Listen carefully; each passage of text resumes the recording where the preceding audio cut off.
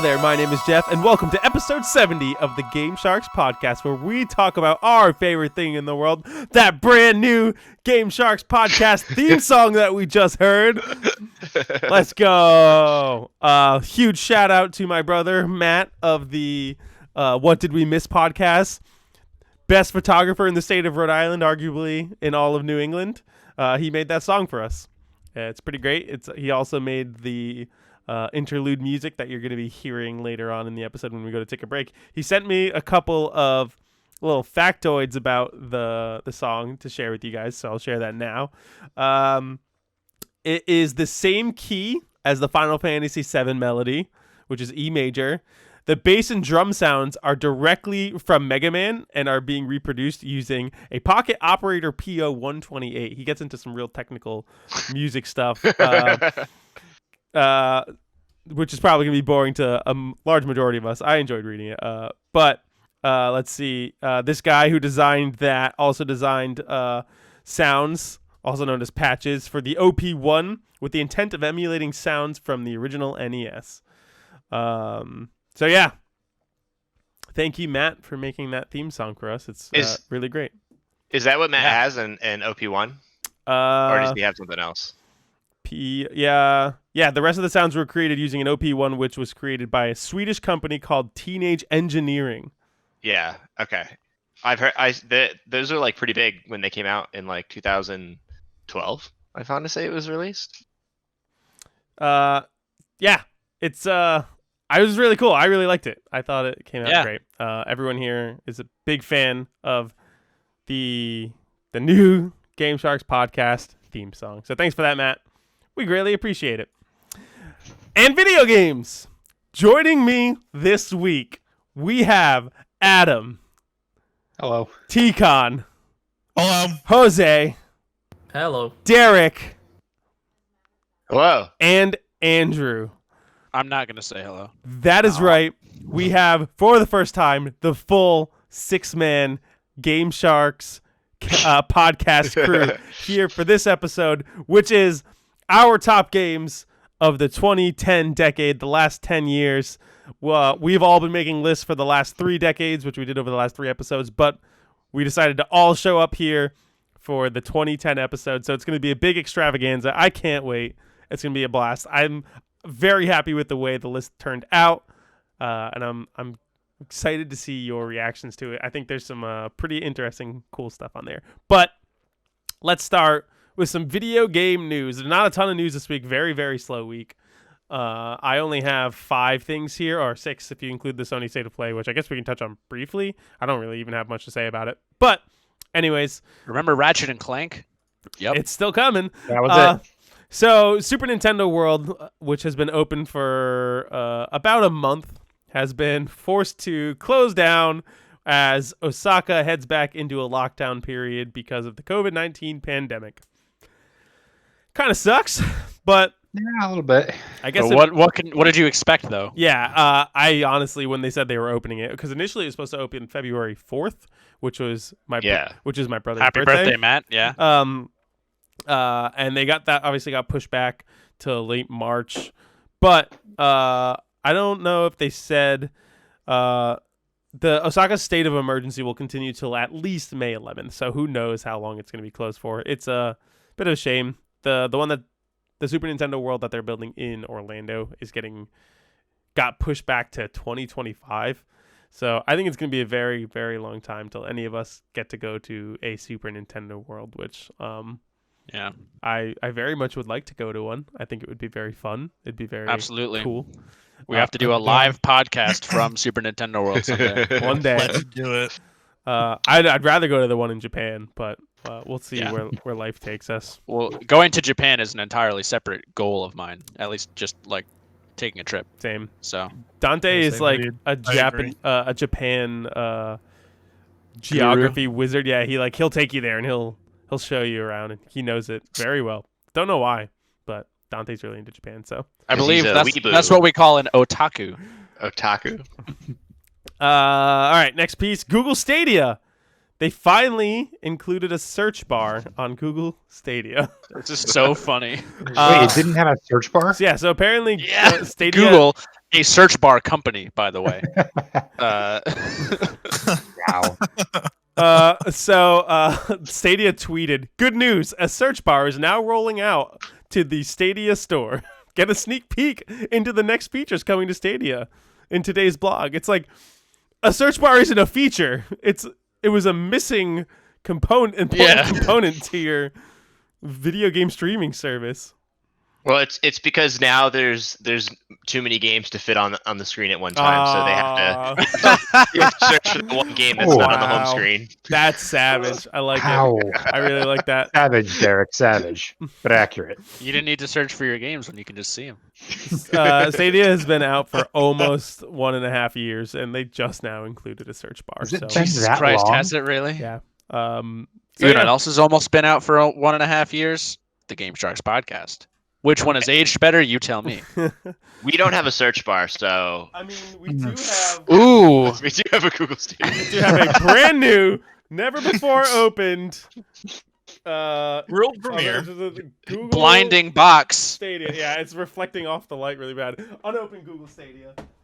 Thank you to Game Sharks #1 fan Dan Santos for providing us with that Google Stadia that will probably never open. Yeah, you're entered in our giveaway for a Google Stadia. Weren't you supposed to give it to Derek? Yeah, Derek never came to get Yeah, it. I'm supposed to play it. You never did. So I To be blame... fair, fair. when you got it, we were like in quarantine, That's true. and then I've been to your house like twice since then. Yeah, but- and I never take it. But We also play we- disc golf every weekend, and I could easily just bring it to you for that. But anyways, it's fun making fun of Google Stadia. That will never get old. Yep. All right. Everyone here on this podcast, or at least 4 of us, are big Outer Wilds fans. We played it in our book club last year. It was the winner of our favorite book club game. We all kind of retroactively agreed it should have been 2019's game of the year. Apparently, it may be getting DLC based on a little bit of digging someone did on the Steam database. So and based on Annapurna's reaction.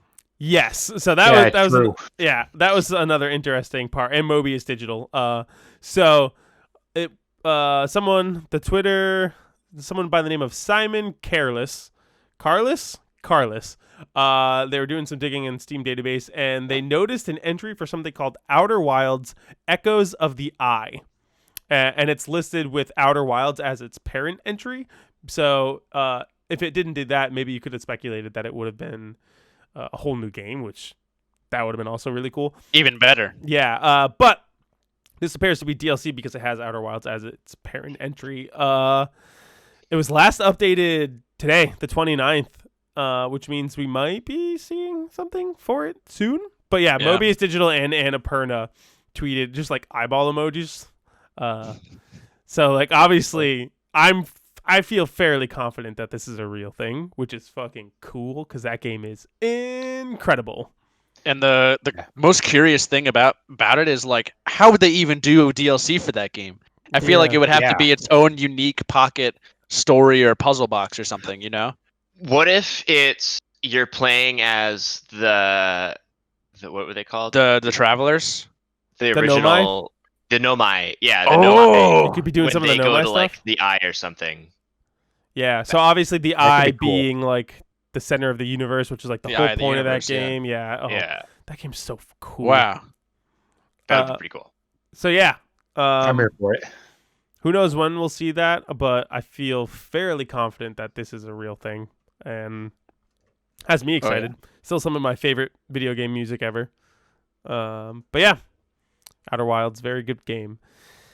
I guess let's talk about that state of play real quick. So there was a state of play that's recorded or that happened. Remember slightly before- Ratchet and Clank? Yeah, that's Yeah. basically the extent of it. They showed a little bit of Subnautica Below Zero, just like a new trailer for it. Cool. Tikon, I know you're a big Subnautica fan. Our friend Nick is Yeah, a big Subnautica fan. I've been playing Below Zero a ton lately, actually. Really? Yeah, Is it so it's out in like early access? it's been out. I got it like as soon as it came out because I was in love with the first one. And they finally just like finished polishing it, and it's getting ready to full release. I think in a couple weeks. Sweet. So I've already got. Let me see. 29 hours in it in the last. Wow. Yeah, That's impressive. It's impressive. I've been playing it a ton. The next thing that they showed us is that Among Us is coming to PS4 and PS5. I honestly didn't know it wasn't on there before. At this point, you either have played it on PC, Your phone. your phone, a Switch. It's everywhere. I feel like Is it on Switch? yeah. Yeah. I feel like nobody's gonna play it on PlayStation because it's already been on so many other places. Who's gonna say like, oh, let's migrate over? I to don't this know. one console. I don't know. It seems weird. I don't know. Derek, are you gonna bring up the same thing I'm gonna bring up with the Apple thing? From I think it's like from the court case, Epic had to disclose like how many players are on each system on each environment, and to PS4 is the highest Fortnite count By far. of players. So if you're Among Us and Fortnite, I'm sure have a crossover of a market. I feel like it definitely, if it's, I guess it might not be free, which is a different thing, right? Don't they charge for Among Us? Did it go free to play? I know we had to buy it when we played it almost a year ago. It's like what, $5? I don't know. It's been like $5, right, or something like that. Yeah, But I think it was only $5. It's free on the phone though. Yeah. So yeah, I don't know. It's this is one of those games you expect to see everywhere, and I think this is the last one because it's already on Xbox, right? But it gets a Ratchet and Clank skin. That's the cool thing is there's a Ratchet skin where you have his ears and his outfit, and then you get a little Clank that'll follow you around. That's pretty fun. It's neat. Yeah. Like, are we entering the age of Among Us having skins for different games like Fortnite's doing? Oh yeah, they've been. What was they have a Jeff Keighley skin, right? Do they? Hey, do they? I haven't played that game in a very long time. Remember the first time we played it? That was the last time I played it. Yeah, same. Just has not come back up to me. The only other thing they showed in the state of play, we got 15 minutes of the new Ratchet and Clank Rift Apart. We got a gameplay overview. And I feel like this is another one of those things where this game is what? This is coming out in late May, early June? Early June, yeah. And it's like, all right, I'm already convinced. You convinced me the first time you showed it to me, and the second and third times you showed it to me. And they're just showing us more. It looks gorgeous. The whole pulling yourself into different dimensions looks incredible and is a technical achievement and like what next generation is. I think this will be like that first big push of like, hey, this is what we can do with this technology with the solid state drives. But again, and they talked up the haptic feedback a lot, but you're not going to experience that until you're actually holding it. So exactly. Yeah, it's one thing to talk it up, but like that's a physical thing. You know, you can't really verify that until you play it.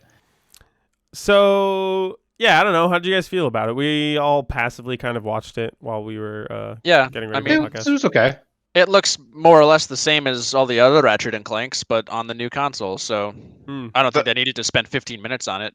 But the one thing that stood out to me is that it seems like there's a lot of openness to it. Yeah. This time instead definitely. I feel like the levels usually were like pretty linear. Yeah, it's like a little bit less of a linear experience. It seems a little more broad, and also I don't know how linear the pulling yourself into different dimensions thing is going to be. Is it part of like the level design, or is it more of like a side tangent thing, or like you can hop whenever you want, and like what do those like are the worlds you hop to connected to the world you're currently in or whatever?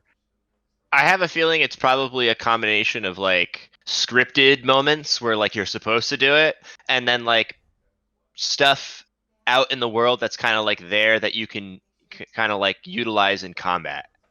You know? Like, because like there's a box over there. I can go to that. Or, I mean, I don't know if you would do that to a box, but yeah, they definitely showed it like in the middle of combat, like smaller ones, like in the general vicinity, like get you across the field. But there, I think Jeff was more referring to like the like go to a different planet type stuff. Yeah, and from what I could tell during their footage, there was instances where they just go to pocket dimensions, which seems like maybe it's a smaller space, maybe there's just like some crates to break or whatever. Yeah, it gives me the vibe it gives me the vibe of when you would go down in the pipes in Mario, and it's like that room with all the coins. It's the equivalent of that. Or maybe it's Or like and a then the side other read quest. the other read I got on it was when they were showing the section where Rivet was riding the bee thing. And she like the planet that she teleported to looked like it was a natural continuation of the area she was already in. So I don't know how much it's really going to differ, but I'm excited to get my hands on it. It looks beautiful, visually stunning. It looks like you're playing a Pixar movie at this point, and Yeah. that's just Or what video more- games. A Ratchet and Clank Yeah. movie. It looks like you're playing the Ratchet and Clank movie, and that's just what video games are going to be going forward now that we have PS5, Series X, and powerful PCs. So yeah, exciting. I'm excited for this game for sure. I think all of us here are excited and going to be playing it to some degree. Yeah, I want I to will. finish the first one still, but Mm. If I get my hands I will on the definitely PS5, play. then yes. I mean, Yeah. is it still I coming need to a PS5. PS4? Derek knows a guy. Derek, you know a guy? I don't know a guy. Who's- Dante knows Dante a guy. knows a guy. Yeah, Dante was who's- telling us. So you know a guy who knows a guy. We know a guy who knows Yeah. a guy. Yeah. He like has a scalping script, and I was like, what a fucking dick. He's like, yeah, but he'll sell them to me wholesale, so so let me know. I guess might be so. able to hook you up. Noted. All right. Last two pieces of news are Apex / Titanfall related because they're fucking killing it right now. All right. it's because Titanfall's fucking amazing. Titanfall Apex. 2 has hit a new concurrent player record in the lifetime of the game. What was this, like a day or two ago? Yeah. Ever since they announced that all of the Titanfall stuff is coming to Apex Legends, the player base has jumped up 650% within 2 days. Holy crap! That's ridiculous. Yeah. insane. Its previous peak user use was 13,603 players on any given day, and that was on June 28th. Wait, hang on. Yeah, and then this past Sunday, it reached 16,974 concurrent players. It's pretty good. That's crazy. That's Yeah. bonkers. That game is so good. Yeah. Chigon, are you one of those concurrent players? I actually re-downloaded it again not that long ago and played a bit. It really brought me back to when the game first came out because I played it a ton, especially the first one. I played the first one like crazy. Like I don't have anybody to play with, so Well, I played the first one with you. Remember, we tried to. we tried to get Nick to. We almost got old Nick to buy an Xbox so Yeah. you and I could play while he went to work. Yeah. So I was Idiot. I was spending the night at Ticon's house. It was the day Titanfall came out, and the Xbox One was brand new. And we had our buddy Nick staying with us, and we were like, he was on the fence about buying an Xbox, and you couldn't do split screen. So we were like, you should buy an Xbox so you can play Titanfall with Ticon. He's like, but I gotta go to work. I won't even get to use We're it. like, And we're like, We'll set it up so when you get here, you can just play and it'll be done. And he moved money to like a different account and everything. He was about to do it. He's like, no. I can't justify this. Oh my That's god, awesome. it was so It's funny. great because Jeff and I can get Nick to do almost anything that we want. It sounds 'Cause he is manipulative. to the kind Anything? of this- He is, yeah. He's very easily manipulated by us. Shout out to old Great Nick. Hi, buddy. But yeah, Titanfall's getting huge again, which is really cool. And I guess that leads us into what's next and last is that we finally learned what Apex's new game mode is going to be. And personally, I think this looks awesome. I'm very excited about it. Derek, I know you're I excited. haven't looked at it yet. Okay, so here's what it is, Tikon. Yeah. It's called Arena. It's 3v3 and it's round based. Think Counter-Strike, think Valorant. Valorant. It's got a buy phase, and you can each character has like a specific amount of uses of their abilities, and you could buy your ultimate, you can buy certain guns, you can save money to buy better guns for later rounds. I think there's basically you play until someone gets 3 rounds ahead of the other team. So if you get 3-0'd, the game's over. But I think it can go up to 15 rounds. So it's either Sounds like Valorant. So you have to win by 3. every yeah, time. you have to either win first person to win by 3 or get to 15. So yeah, it's much quicker than an actual Apex Battle Royale match. And I don't know, ever since I played Valorant, I've really started to like tactical shooters where it's slower, it's round based. It's not about just like constant run and gun. You have to be very smart with your movement, and your team coordination is a big part of it.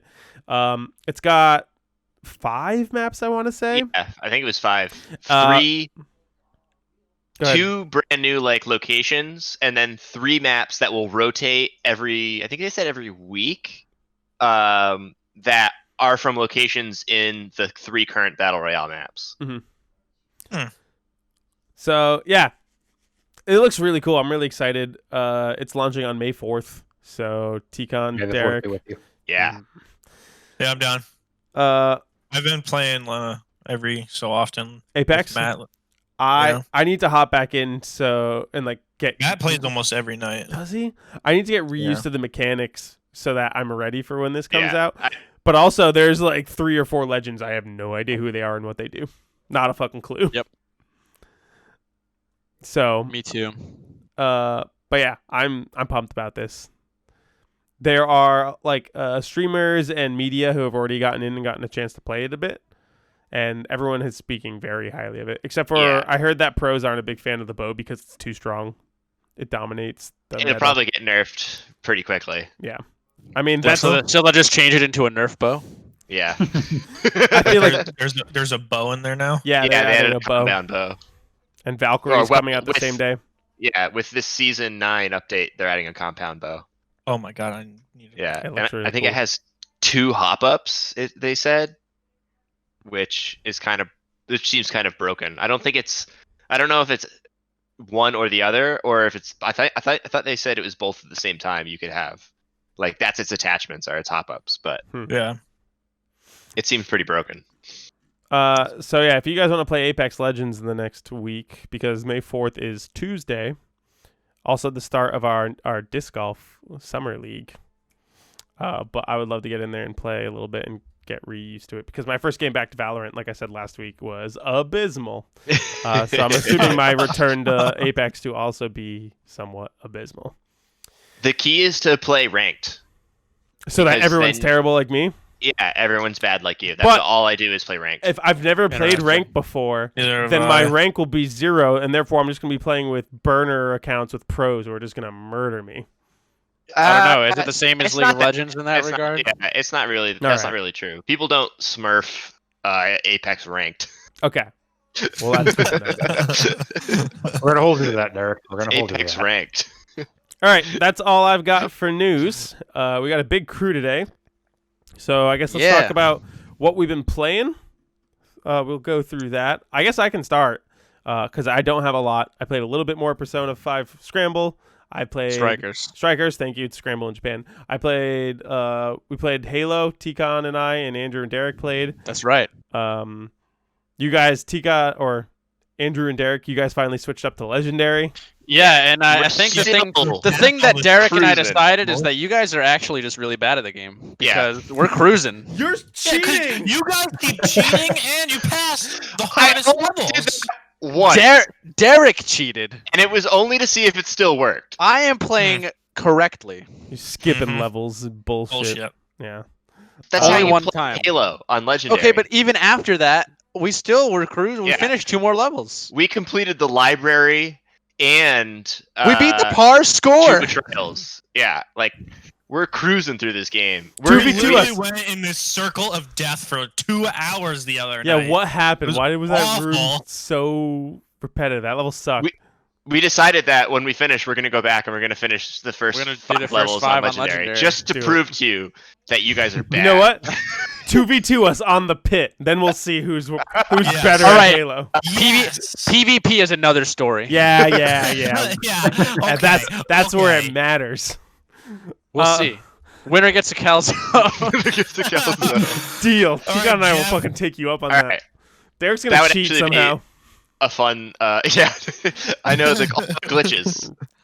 And then my last game, that's it. It was just those. I didn't play anything else. I didn't touch the longing. Jose, I have a confession for you, bud. What? I don't like Monster Hunter. That's okay. I gave it a shot, and it's one of those things. I think I compared it to League of Legends last time. It's so overwhelming to hop into it, and I don't have the heart or the patience to take the amount of time to learn it all. There's a lot. It's so I don't much. blame you. None of the weapons felt great to me, and I'm sure this would all come with after like playing for 100 hours, and that I just don't. You have to play with Jose as your Sherpa. Yeah, I was watching Jose play on his stream a little bit the other day, and he's just like zipping around with the wire bugs, and I'm just like, what the fuck is happening? He spawned on the map and launched halfway across it, and then he was just hanging in the sky on nothing, and then he like launched himself again over a cliff, and he's like drifting on his dog. And I'm just like, what the fuck is happening? This is not the game I played. Yeah, movements it's new. It's actually really fun. Just because you're able to like leap off of cliffs and stuff, but to somebody that's completely new to Monster Hunter, that's not at all what Monster Hunter used to be to begin with. So it's a lot to absorb. Gotcha. Sure. Yeah. So Jeff, maybe you should have hopped in with World because you seem to like slower paced games. So I do, but I didn't like how slow paced the combat is. Even if like once you are actually just fighting the monsters, I will at some point still try to convince Dante to play with me because I think he's a good stepping stone to maybe one day playing with Jose. I think Jose's way too advanced for me, but Dante's that nice sweet spot where he knows what he's doing. Yeah. I can play a weapon I'm terrible at if that's a good crutch. to try to come down to like only 50 times better than me as opposed to 1,000 times better than me. So yeah, I don't know. Well, maybe one day I'll pick it back up, but like I haven't had Insect Glaive, Flame Shadow in chat. No, Flamey, how could you? Insect Glaive. Insect Glaive was the weapon I started with, and I was like, "What is?" Okay, so Insect Glaive is actually like incredibly like complicated. Oh, I learned that the hard way. I suck with it. It's very very hard to wrap my head around because I'm just used to smacking the monster really hard, like over and over again. But with the glaive, you gotta hit certain parts of the monster to get a buff, to then launch yourself in the air to get another buff, to then it's too much. No, thank you. It was nuts, and I didn't realize that it was the most complex weapon in the game until I started reading up on it a bit. Is that like when I tried to play Dota 2, the first character I played was Invoker? Yeah, it's like one of the hardest characters in the game. But I think it's actually because my friend who played Dota was like, "Yo, this character's really hard," and I was like, "Bet." I was like, "I'm doing it." That sounds like you. But yeah, that's all I've played recently, so nothing new for me. It was a very slow week. We have Returnal coming out tomorrow. We have new Pokemon Snap coming out tomorrow, and then Resident Evil in next 2 week. weeks. Is that next week? Next Friday. That's next Friday. Yeah. Wow. So not tomorrow, but so I the Friday intentionally kind of laid low this week. I did play a little bit more Final Fantasy VI. That is something I'm working on for my brother's podcast. So not going to talk about that. But yeah, super excited for Pokemon Snap tomorrow. That's going to be great. I guess let's talk to Jose and T-Con because we haven't heard from them in a while. Jose, what have you been playing lately? Well, I recently have been getting into Nioh 1. Oh, nice. The remastered ones? I think so. The PC versions of them, like the complete editions or whatever. Yeah, the ones that came out this year. Yeah, they're very fun. It's nice. It's like Ninja Gaiden-esque combat. Ninja Souls? Mixed with Ninja Souls pretty much. And I actually really enjoy it, even though the monsters often kick my ass. It's great. How far have you gotten into it? I just got to the third part of Japan, like the third province or whatever. Have you fought the centipede boss yet? Yep. That's where I quit. That's where you quit. Really? That's where I stopped playing. Honestly, I'm surprised you didn't quit at the second boss. She was the bat lady that just like paralyzed you and kept hitting you over and over again. No, that one was tough too, but the centipede was where I really gave up. I don't blame you though. It was fun. Yeah, I've heard Nioh 2 is like way better and makes itself. I think it's more of its own. It's like you can't even compare it to Dark Souls or Ninja Gaiden. Like it becomes its own thing. Yeah, I've heard that it's got like this new crazy weapons and like a remastered like ninjutsu and magic. Yeah, and I bought that too. I can't wait to get my hands on it once I'm fully done with 901. But yeah, I mean, other than that, Rise, of course. There was the update a couple of days ago for they added 3 Elder Dragons, a couple of new like high power rampage monsters, and a surprise monster that I'm not going to talk about. And is it a Rathalos? It's no, probably a Rathalos. Is it a spaceman from Among Us? God, I wish. Ultimate crossover. Yeah, I don't know. I have mixed feelings about Rise in general. Like, I think the game itself is fun, but you can really tell that it wasn't finished. I have heard that quite a bit. And like now it feels more like a cohesive game, but there's still not quite enough for me to like warrant sticking to it for like months on end, like I did with World. Like this one, you kind of just burn through all the monsters and get the gear and whatnot, and then you're just charm farming, which is mind-numbingly boring. But I mean, then again, so is decoration farming, so there's no winning there. But yeah, that was part of another part of Monster Hunter Rise I was struggling with is there was no story or anything interesting to get you into the game. It just throws you in, and it's like, all right, go kill monsters. Right. And then hearing that there is no ending to the game and no like crescendo to it makes me feel, I don't know. Do I want to keep playing this? Like, if the gameplay's not hitting with me and there's nothing story wise at all from beginning to end, it's like, you know, why bother? Yeah, there's no real reason to like stick with it until it's complete. In my opinion, I don't think it's worth picking up until the end of next month. I believe is when they're gonna add the proper ending to the game with even more monsters and more mechanics and whatever. So then is probably a good point to get into it and like read up on the story. But even then, like the game kind of just throws you into monster hunting in general. Like there's no build up of your hunter. Like the main big bad of the game, it kind of just shows up and you're just told to go kill it, and then you do that, and then that's it. That's all they talk about with Magnamalo. So I don't know.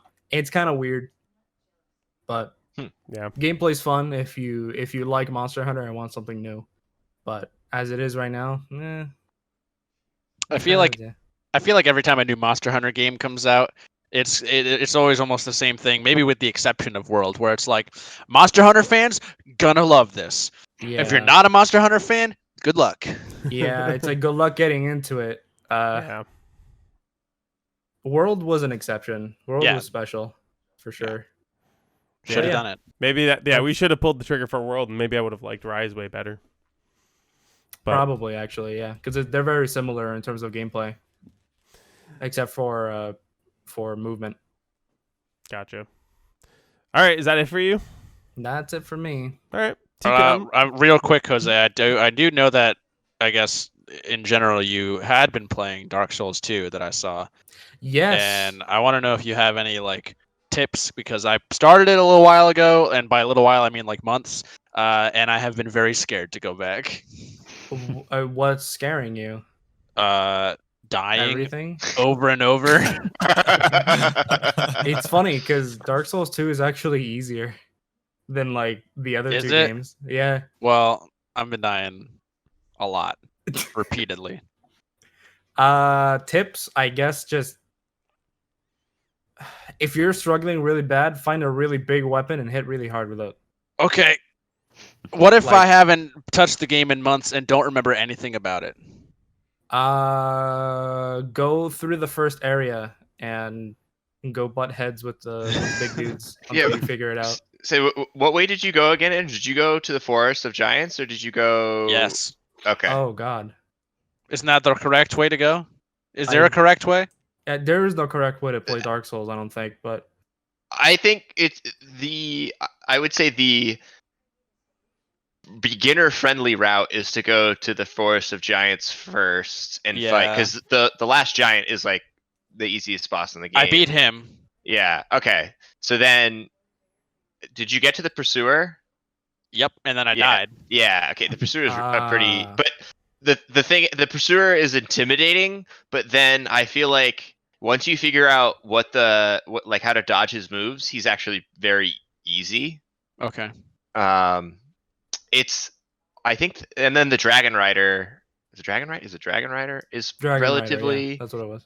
easy as well. I feel like the game, like it's one of those like the beginning can be tough, but then like once you get through the beginning, you realize the game isn't that hard. Yeah, Once you, that's the same curve I had with Demon Souls. once you It's get just- through like the tower area, like where you fight the Dragon Rider, that's where the game really picks up, and you start getting into like how the game truly feels. Like Yeah. it feels pretty good to fight in Dark Souls 2. And like the mechanics and everything, except for maybe dodging. Dodging seems a little wonky. But I mean, yeah, I just found myself repeatedly dying, and then I stopped playing, and now it's been months, and I'm like, well, it's kind of been a while. Do I really want to, like, I want to finish this, but I also, that means I would have to play it. So, you know. Well, if you go by my standards, you need to not play it for 6 years, and Okay. then you try to beat it as quick as you can. Okay, I'll do that. Just keep that in mind. Alexa, So, set a reminder. 2027, Andrew is gonna play and beat Dark Souls 2.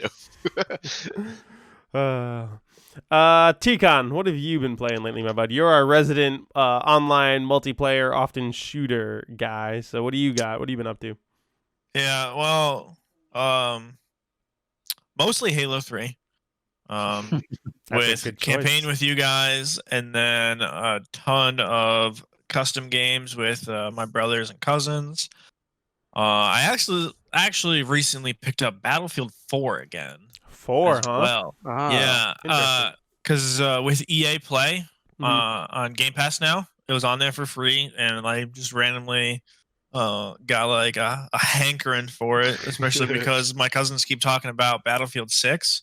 I was like, Battlefield 4 is a lot of fun. I saw it was for free, so myself, Carl, and Zach have actually been playing that lately. Right That's on. been fun. I've been in the past week. I've probably played like 10 hours of Subnautica. That's right. Yep. I'm newly obsessed with that again. The second one. I'm trying to think of what else I've played. Was it last week? Was my brother's birthday? Yeah. So I was at my brother's house. I played Mario Tennis for the first time with them. Oh, wow. Which one? The Switch one? Yeah, it's got to be the Yes. Switch one. Joe and I went 9-1 against Matt and Jake. They won the first game, and then we just Were you playing destroyed. with motion controls or traditional controls? I didn't know you could play with motion. Yeah. So That traditional. game, I loved that game. It was surprisingly closer to a fighting game than a tennis game. With just like the commands and the inputs that you did. Yeah. It was really cool. Except for Waluigi was broken. Really? Waluigi broke that game 100%. His Yeah, Jeff got really played- mad. I did. I played as Jeff, Diddy it was Kong. so playing Mario Tennis Aces was so hilarious to me because Jeff took it way too seriously. I love And tennis. so we were like, we're gonna get into this game. And Jeff, and like the first like set we played, Jeff was like, I play tennis in real life, so I know more about this than you. I'm gonna be better than you. And then we played, and we were like evenly matched. And Jeff was like, it's just because you play Waluigi. And I'm like, yeah. It's true. Google fucking all the memes about Waluigi and Mario Tennis Aces. His arm was About like, his fucking arm. yeah, Yeah. his whole thing was like he could like hit the ball from anywhere for fucking no reason. I think they went and nerfed him or something. Boo but- was bullshit because the tricky? he could teleport. Yeah, Yeah, no. Waluigi. but no, I played as Diddy Kong, and I liked him because everybody else I was playing was too slow. And games like that, I don't do good with slow characters. Mm. Like you said, like a fighting game, like fighting games, I'm awful with slow, tanky people. I have to play like fast ones. But yeah, I think that's about it. Okay, cool. Adam, what about you? Anything, or is he Oh still boy, there? I got a yeah. list. Oh, does Adam have some stuff? Something happened to yeah. Adam. Something did happen. So for those who don't know, Andrew has gifted me his PS4. because he has the Yeah, PS5 and that's hasn't right. touched it in a while. So this is the first PlayStation Adam has ever owned. Yes, and oh my god, it's a little overwhelming. There's so many 'Cause games. For you to play. not only did I gift Adam the PlayStation, but it is also classified as my primary PlayStation, which means that any account on that PlayStation can play any games that I own, which is like Everything. 100. So I'm getting caught up. Oh yeah. So what have you been I playing? guess so. So I've been deciding just one thing right now. I'm going to try a few other things soon, but the one I've played so far is God of War. Boy. God, Yeah. it's so Decided I was going to fucking start good. with something. I was going to start with God of War, and oh my god, that game is so. Game is So special. I'm actually considering starting like a little note-taking venture on the side of just like Smart. notes of my hopeless backlog. Yeah, I try to keep notes of all the games that I actively play. And like one of the first things I wanted to write down was, wait, holy shit, did that cutscene just transition to gameplay? What sorcery is this? Yeah, That's the that whole game. It doesn't cut. It's pretty Like, incredible. wait, what? I'm playing the game again? What just happened? Yeah, So- it's bonkers. Dear God, it's in. So just by the way, the Leviathan axe is showing up in D&D somewhere. It's yours to go find. I love that axe so much. Yo, that's so good. I like Ne- that. Next, you I'm need to gonna- play Horizon. Yes, And I'm then actually I'm incorporate taking the suggestions- bow So into something. good. Horizon's I'm on my taking list. suggestions on what to play next because I can I download any believe- game that Andrew's done. Yeah, I believe my Horizon. first suggestion was The Last of Us. Yeah, That'd be a solid you need to play one. The Yeah. Last of Because Us. like not Like, only I got- is it still you. relevant, but it's quick. Like you can beat it pretty fast. Okay, that's good to know because I got Last of Us, I got Spider-Man, I got Horizon, I've got Bloodborne, just so many things I'm going to now be able to play. So thank you, Andrew. I'm going to be repaying you for a while. I started with movie snacks. Adam There you paid for go. my movie drink. Hey, It was a large too, and you know how expensive those things can get. like You $8. know what you really need to do, Adam, is stop what you're doing and go back to the PS2 Oh God, here we and go. start with God of War 1. No, So I Don't do that. watched like Don't. I mean a I have 20-minute video or something, a Adam. synopsis of all the God of Wars before I played that one. You Actually, that might be don't worth even doing. need it. I have an extra PS3. Oh God, no. You mean Not right now. PS3? I have Derek's PS3 and Derek's box of games that he left for Jeff, which Yeah, includes the Which God of War probably trilogy. includes God of War. Maybe later. But right now, this has me thinking like, shit. I'm liking these games. Am I gonna have to get a PS5? Yes, Yeah. I might. Answer is yes. We know a guy. who knows a Especially- guy. Especially since I gave you a test, Adam has now officially experienced the DualSense. Yeah, that thing was insane. Pretty He let cool. me play Astro's Playroom a little bit. It was pretty fun. Hey, that is a fun experience. That is something special there. Yeah. So yeah, start out with God of War. I need to go and actually download some more stuff. I might need help figuring that out again because I forgot how to do it. Sure. Okay. Yeah, like I said, I can also download it directly to it from my phone. So Oh, maybe I'll There go you turn it go. on. And you can start downloading a few things for me. Yeah. We'll talk at the break. So yeah, beyond my new PS4 adventure, I finished Ori and the Will of the Wisps. What'd you think? That game is fucking gorgeous. Yeah, Just I love that game. So good. And then I need to just finish that. it's just so good. Like just so cinematic. Like that's what I'm loving about all these games that are coming out lately. They're just so cinematic nowadays. Like Ori ends in such a crazy, like a place you didn't expect it to go. it's but, such a unique and bold ending, and games don't do it enough. yeah. yeah, exactly. Like, do you guys mind spoilers or? I everyone think Derek play still wants to play it, right? T-Con, get I up have and not. walk away. Yeah. Derek, did you Okay. finish Ori? I played it for the game of the year. Yes. Oh, that's right. I did. I wasn't sure if you finished it or not. We haven't. I played it for the game of the year, but I didn't finish it. I Yeah. couldn't mute myself. Yeah, okay. Yeah, I would so say no spoilers, just but don't it was spoil. it, Not it was yet. a very interesting ending. It was cool. Yeah. But just all the gameplay of that was just so fluid. And I'll keep saying it. Just such an expansion off of the first one because it nailed the combat so much better than the first one ever could. That was Mm. the biggest thing for me, was its improvement over Blind Forest. Yeah, it did everything so much better. Dang, what else have I done this week? I'm picking up new Pokemon Snap tomorrow with my roommates, both of whom want to go play it. So Let's go. I'm getting roped into buying it as well. I'm probably going to do a review on that one because I'm going to be playing it quite a bit. There we go. I've heard Very good things so nice. far, so we can hopefully be assured that it's a good game. Cool. New TFT sets out this week. I've been playing that a little bit. What do you think of it? Definitely enjoying that they removed the with each set there's a new gimmick, so we don't have the chosen gimmick anymore. Good. I hated that. Yeah, it opens up your team a little differently now because you're not for me personally, I'm not so stuck on hyper rolling until I get a chosen that I want. The new gimmick is shadow items because it's all based on the whole Viego thing again. That's right. So they're really diving really big into all the Viego lore for this year. With the Ruined King game, the next couple champions being released to his lore in the actual league. So this theme is Reckoning, so it's like a good versus evil theme. So you have just very archetypical good and evil things for all the traits. Okay. And so the shadow item mechanic is the individual components can be shadow, and when combined, you get a full shadow item. And so they behave differently than the regular items. So they either have different benefits, or they're super amped up benefits, but at some kind of detriment. So, for example, the shadow version of the Infinity Edge, you get crazy amounts of critical damage, but every time you crit, you deal 5% of your max health as true damage to yourself. Interesting. Okay. So there's definitely a play on how good is this bonus going to be compared to what the detriment's going to be. Mm-hmm. And there's even a one of the traits is Forgotten, so that's where Viego is, and they actually get more of a boost from their trait bonus for each shadow item they have. So that's a trait specifically that plays into having those shadow items and getting a little bit extra even though you're getting the negatives. Okay.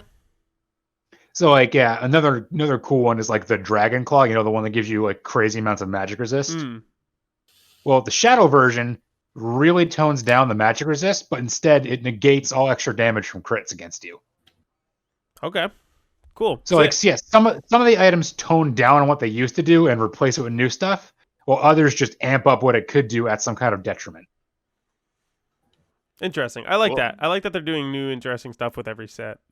It really keeps it fresh as opposed to getting stale for super long periods of time. So that's cool. Exactly. We're getting a shake up every 3 months or so, either a new set or a mid set update. So it does keep it kind of fresh. I enjoy playing it. I have it on my phone. Something I can just kind of do in the background. Excellent. So yeah, very much enjoying that. I'll probably play ranked again. I've hit gold for the last couple things, and I keep getting. So they have Victoria's Little Legends now too. You can get if you hit gold or higher. So fantastic. Nice. I'm gonna keep my streak going on that. Hopefully. I dig it. Is that it? What have I done? Trying to think. Yeah, that's pretty much it. A lot of God of War this week. Right on. One hell of a video game. All right, Andrew, what have you been playing lately?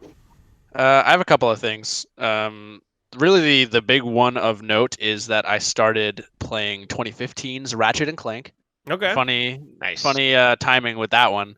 And from the maybe hour I've played of it, I can tell from the trailer that Rift Apart is just the same game, but on a new console. Yeah, I feel like it does not look like it does not look like a gameplay style that really varies.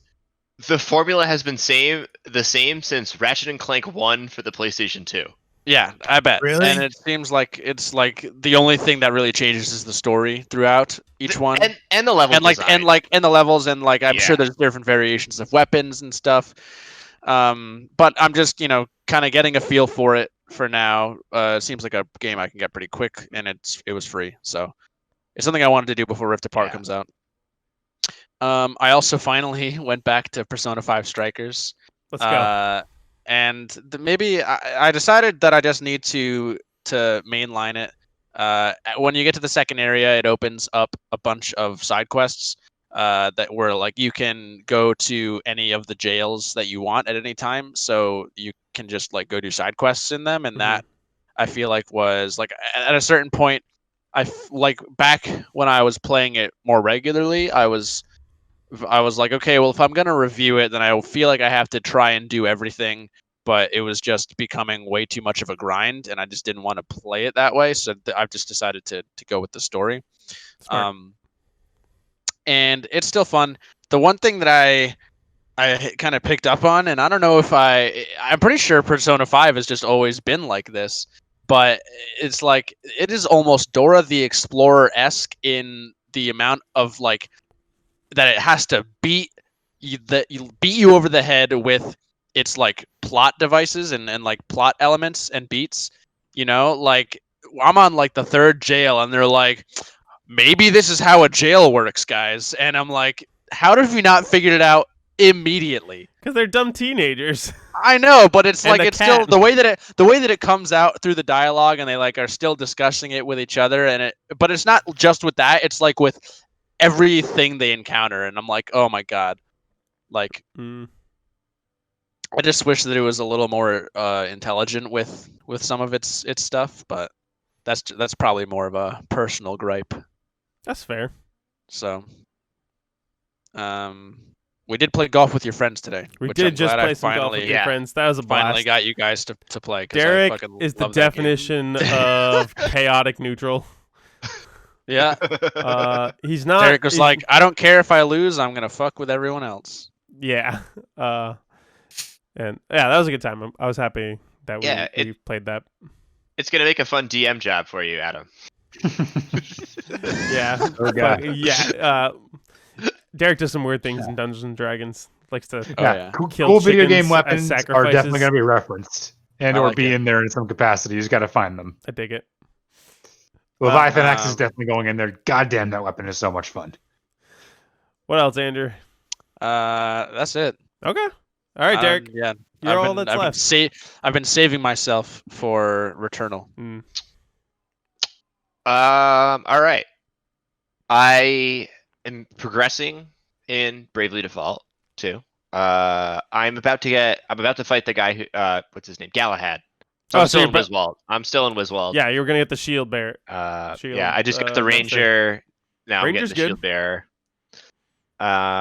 Yeah, that's going on. I finished Leon's campaign in RE2 remake. Okay. Nice. So the thing I was withholding from you last week is when you're in the save room and you're like, I am safe, and then Mr. X busts through the wall and you are, I am not safe. That never happened for me. That didn't happen to you? No. Is that not with Mr. X? Is that Nemesis? I could have swore that happens in one of the Resident Evil games. I never was in a save room that long, I guess, when Mr. X was around. So I don't know. Like, maybe I just like didn't like hide from him in the save room, so yeah, like it didn't trigger. Yeah, okay. I thought this was a thing. Maybe it's like Might not, be Nemesis. No, it's Mr. X can do it. But apparently it's not like always. It's not like a scripted thing. I thought it was a scripted thing. Yeah, I definitely never cuz yeah, right.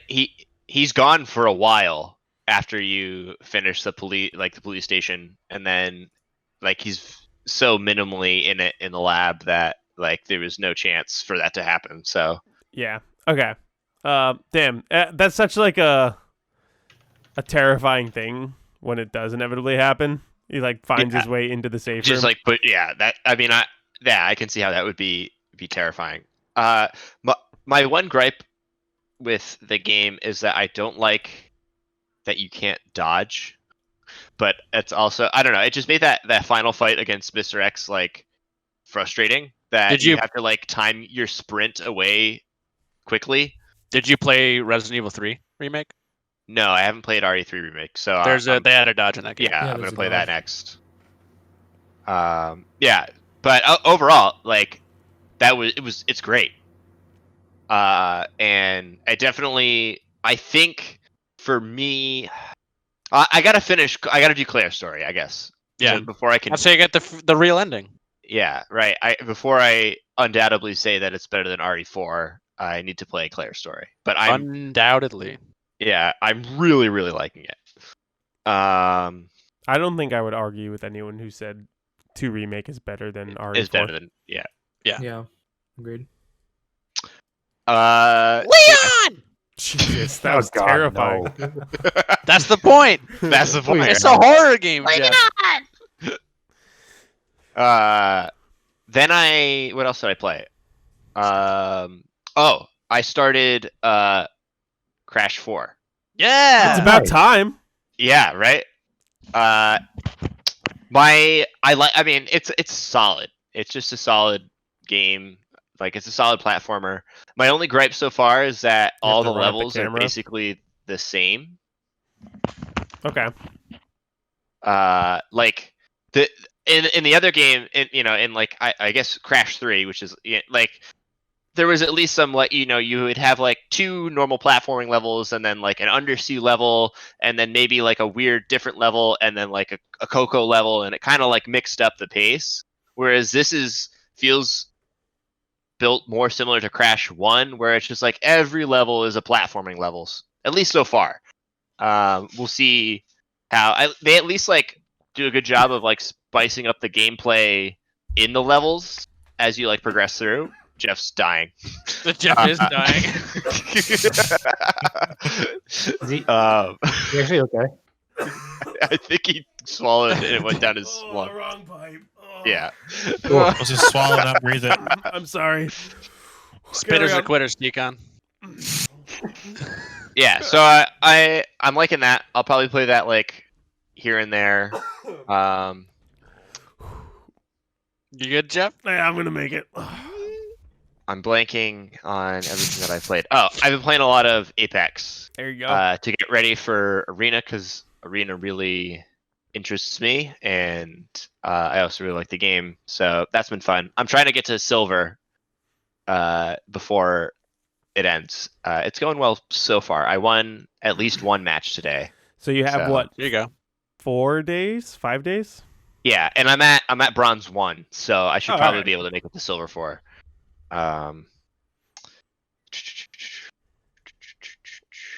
What else did I play? Halo. So this new game went into early access. Oh, or that's right. You something want to tell us about this. This is the one that Tigon's called- probably going to be interested in. Scavengers. And I can't remember where. I think I just like saw a random tweet about it, and then I was like, "Oh, I'm gonna check this out." And then I watched like a Twitch stream for like an hour, and I got a drop for beta access. So I was like, "Oh, cool. All right. So I guess I'll try it out." It's really cool. It is a mix. I compared it. When I told Jeff, I compared it to Apex, like a cross between Apex and Tarkov.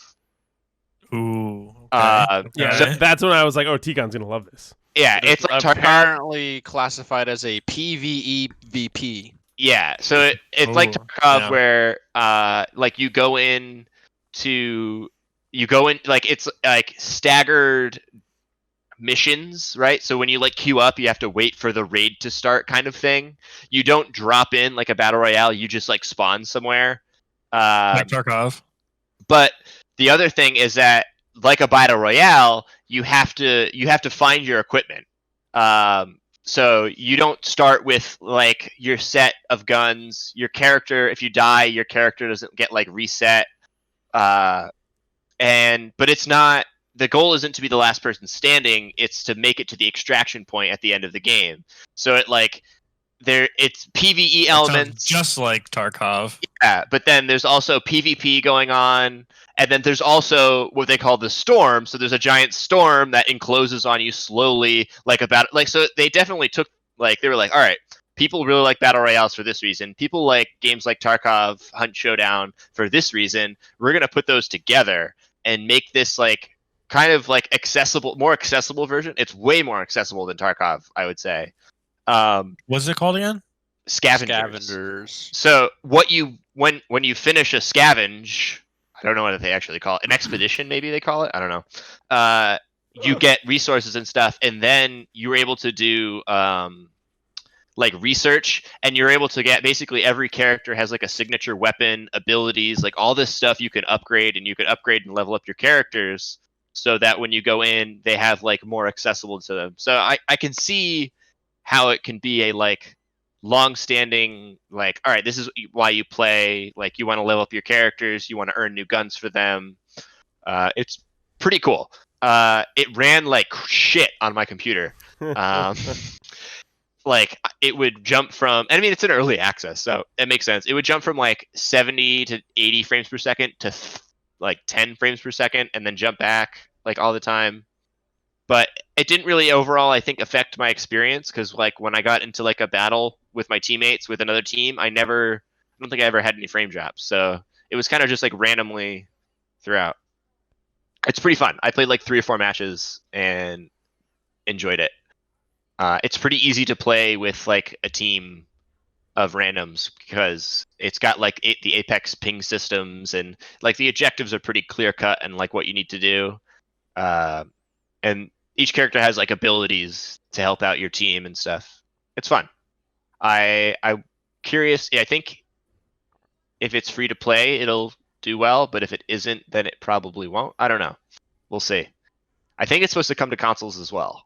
So cool. Yeah. Tikon, are you gonna play it with them? Yes. No questions asked. Yep, I'm in. See, I told you. Looking into it right now. I was liking it a lot. I think all you have to do is watch someone stream it for 30 minutes, and you will get a code to play okay. it. So there you go. if you guys are also interested, check it out. The name, I wish that the name was pronounced Scavengers, and it was actually just a game about the Avengers making a ska band. All right, with that, we're gonna take a break. And Wait. You have another one? One more. Okay. So this was pre Is our it Rock Scavengers? Band Guitar Hero conversation, but I had bought Uh-oh. the Guitar Hero or the Rock Band 3 keyboard That's Go! I have one of those in my house. because it was the only like peripheral I could find online that wasn't like $150. So I was like, "Fuck it, I'll buy it." And then we talked about how much we liked Guitar Hero and Rock Band on the podcast, and I've been playing it, and all I've learned is that I'm really bad at piano.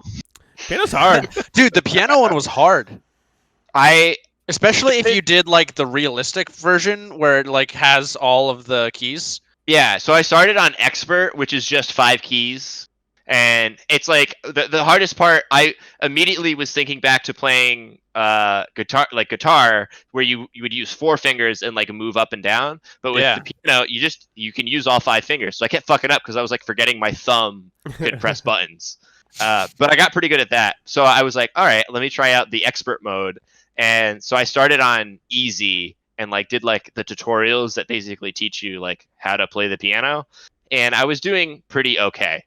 The problem is a lot of the songs don't have consistent keyboard parts, and so that's why you have to play only Bohemian Rhapsody. Yeah, I would forget where my fingers were, so like I would forget which finger was like where and what key was near and everything. So like when the music would start up again, I'd be like, oh fuck, which finger is that? Fuck. So it's just definitely a learning curve kind of thing. I'm excited to play it a little bit here and there. It really tires out your fingers though. My hand was sore for like a day. Yeah, dude, piano's tough. Wow. That actually reminds me, Derek. This weekend I found myself inside a Dave & Buster's, and I played Dance Dance Revolution. Oh, nice. In Dave & Buster's, and I was killing it. I love Dance Dance Revolution. Also discovered I'm strangely good at skee ball. I don't know if that counts as a video game.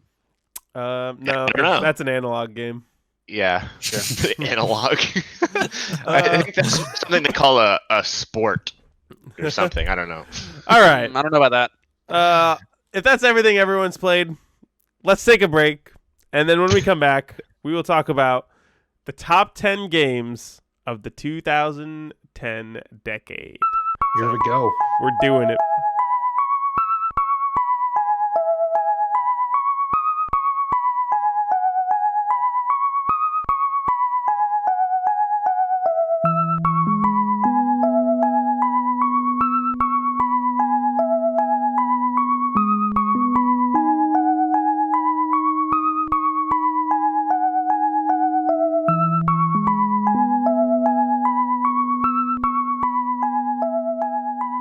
All right, we have returned, and we, as a group of 6 Game Sharks, are going to discuss our aggregate top 10 games of the 2010s. Again. So, again, we did this previously. It is a very different list from what I can tell. It's a pretty different list. It's pretty different. So I'm excited to go through it. Are you guys ready? Again, basically, we all made our own personal 1 to 10 lists. There's a scoring system, and then this list is an aggregate list based on that scoring system. So, we're going to start, as is tradition, with a honorable mention, number 11. Coming in at 10 points. Derek. No, this Oh. This is Jose's number 1 game, Oh, Dishonored, which I was surprised wasn't on It Adam's wasn't on list. Adam's list?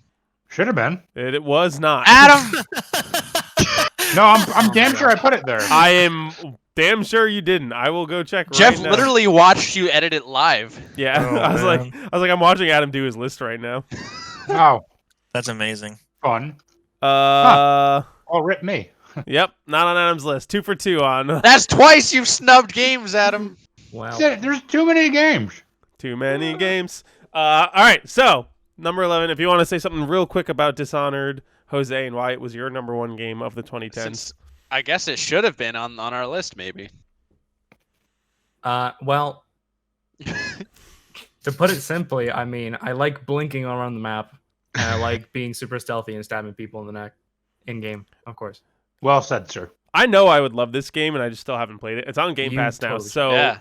next time there's like a big lull, and I don't have bless you, and I don't have what's it called the Horizon Zero Dawn to play. That I want to eventually play Dishonored because I know it's a game I would love. Me You too. would. It was on sale for like $2 on Steam as well, so It's Does on it? yeah. Yeah, I have Well, it it's on Game Pass. so we can play it Pretty for pricey. free. Hey, there you go. All right. I guess we will move right into our list proper. Number 10 on our list of the top 10 games of the 2010s is Super Smash Brothers Ultimate. There we go. Ooh, our what previous number 2? Was it? Was Ultimate Was it number 2? Or Really? 3? No, number 3? Okay. I don't have our previous list. Does someone have like a physical because I Oh. would love to compare it. That's a I didn't think we wrote it down. We didn't write it down anywhere, did we? I had it written down somewhere. Someone Uh, go listen to the episode. Yeah, that's what I'm doing. Wait, Games of the Decade. Here we go. Okay, here we I go. found it. For reference, this is our previous list. Okay, our previous list was Hollow Knight, Breath of the Wild, Smash Ultimate, Last of Us, God of War, Skyrim, Mario Odyssey, Bloodborne, Final Fantasy 15, and Persona 5. Okay? Cool. So, Smash Bros. Dropped significantly. It's our number 10 game this time. What do we think?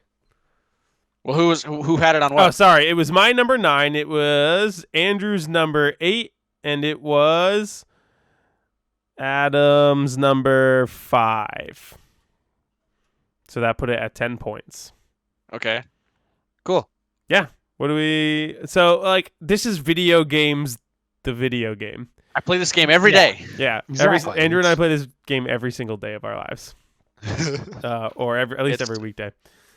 It's like this game has achieved what no other game has achieved in terms of its crossover and marketing. I mean, Fortnite's getting Potential. there, but, like... Fortnite is getting there, I feel but like... in a more holistic sense, where it is bringing in things from like movie franchises and like pop and other aspects of pop culture, whereas Smash is very much a culmination of the history of video games. So yeah, Smash succeeds where it's taking characters and incorporating their source material into a workable fighting game kit and making it all balanced and super fun to play. Whereas Fortnite is just like, okay, now the stand-in is Master Chief. Now the stand-in is Wolverine. Now the stand-in is Alo. It's like you're not doing anything different as those. That's 'cause true, those are too. those are skins, whereas these are True. fully fleshed out, functioning and characters. and especially with the DLC and the new Ultimate characters, each character is crafted by Sakurai with attention to detail and love for their respective series. Even the games that Sakurai maybe isn't a fan of ahead of time, he does the research, right? He plays the games for reference. He digs deep, you know. It's very evident the amount of work Yeah. that goes into it. I can't wait to see what he does with Master Chief. I was just about to say it, Derek. Damn it. Motherfucker. Sorry, correction. Adam had Smash Ultimate in his number 6 slot, not his number 5 slot. Just wanted to make sure I corrected myself.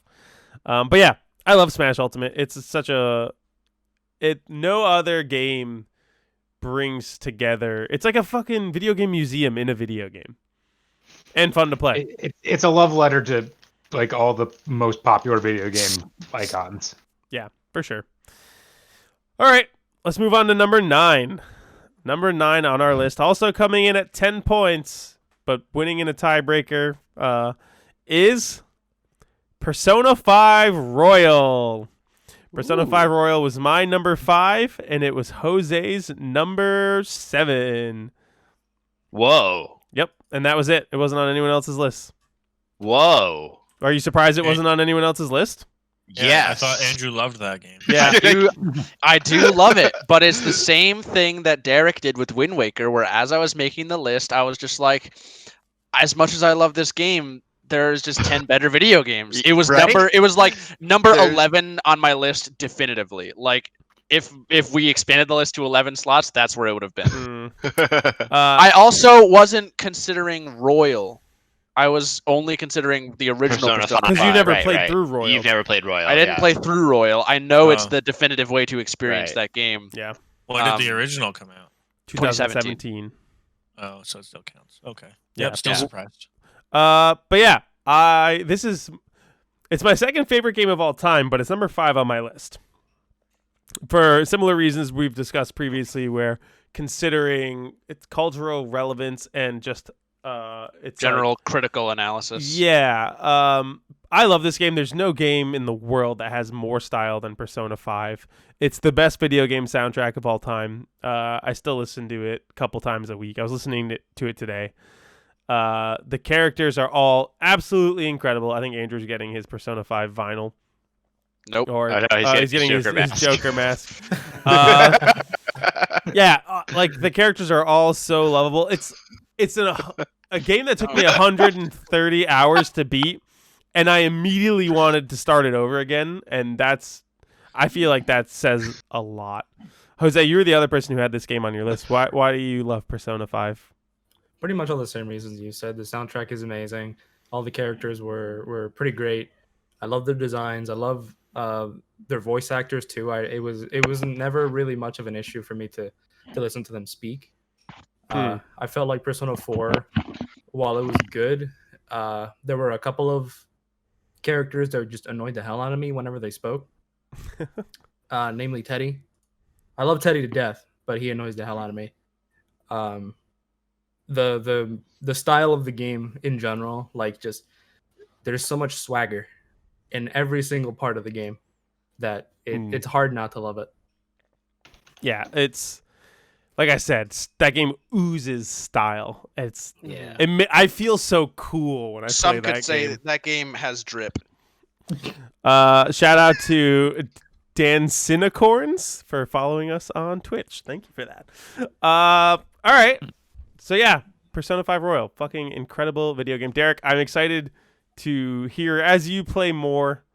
I want to know what are your opinions of it being on this list, having only played 15, maybe 10 hours? I was definitely in the mindset of I would like to put this on my list, but I need to play it first. I need to finish it. I need to say I have played this game, I have beaten this game, and then maybe. So when I finally finish this game, whatever podcast number we're on, I will say if it made my top 10 list or not. Okay. How about that? 113. A little retroactive. If you go back. Because I do agree that it is a very stylish game, and I love that about it. All right, cool. I'm glad that you agree with that then. Yeah, I love Persona so much. I can't get over. All right, let's move on to our number 8. Coming in with 13 points, our number 8 game is The Last of Us. Okay. That's a pretty understandable one. Last of Us was my number 7. It was Derek's number 8. It was Andrew's number 5. Not on T-Con's list, not on Jose's list, and not on Adam's list. This is one of those games where I feel like ever since I played it for the first time, actually, being on our list. It was number 4 on our list previously. Mhm.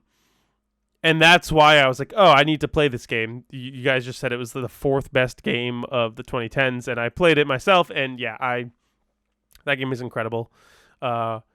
It's one of the most well-told stories in video games. Its gameplay mechanics it's like such a successful stealth game. I described it as one of the best Resident Evil games because it has that same survivor horror feel to it. But the stakes feel so much higher and you're way more invested because you care about Joel and you care about Ellie. Whereas, like, that's not as much of a factor when you're playing Resident Evil 4. You're like, I don't give a shit about Ashley or Leon for that matter, you know? Yeah. So, yeah, I feel like we talked about this game a lot. Why was it on your list, Andrew? I mean, for the same things that you said and the same things I said last time. It's a perfect storytelling job. It like uniquely blends the Resident Evil stealth horror and just a generic third person action shooter in a way that makes either route feel intense and gratifying to play through the game with. The sensory mechanics are obviously really great. And the thing that I think separates it from a Resident Evil and makes you actually care about the characters is because they actually give the characters the depth. You know, like there technically is a story to Resident Evil games, but the only reason that like they're there is to facilitate the gameplay, whereas the gameplay facilitates the characters in Last of Us. Yeah, very well said. Derek? I just have to say that I strongly dislike your comparison that it is the best Resident Evil game, because your comparison to it is to, I feel like, Resident Evil 4, which is the worst Resident Evil game. Wait, Resident Evil 4 is the worst Resident Evil game? When you think of it as a Resident Evil game. It's more akin to, like, 2... Because Resident Evil is a puzzle game with horror and stupid, campy, comedic writing. Like, that is the core of what makes Resident Evil I Resident would argue Evil. that the core of Resident Evil is survival horror.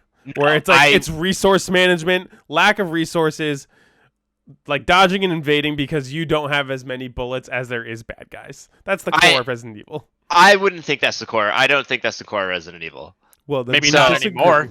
Yeah, I would say that's far from not far, but I would think that's why The Last of Us puts itself in an entirely different category, is because it is this great story-driven, very well written. I know you guys really like the resource starvation part of it. I never felt too resource starved whenever I played either this one or the other. Well, you're probably a triangle hunter. Yeah, like you can't go triangle hunting in Resident Evil. That's true. And that I think limit to your resources. That circles back to what I was saying, is that if you play it like a stealth game and you know, conserve as much ammo as possible, then maybe you don't feel as starved. So then you do have enough for when you need it. That is part of the mechanics. But if you get caught out in the middle of a battle and like you're not being stealthy, then you get fucked. That's part of the mechanics, you know? But yeah, I guess is Resident Evil gives you no option. Your option is either to shoot the zombie and waste your bullets, or try to run past the zombie. There's no sneakily sneak up to the zombie and stab it in the back kind of thing. Okay, that's fair.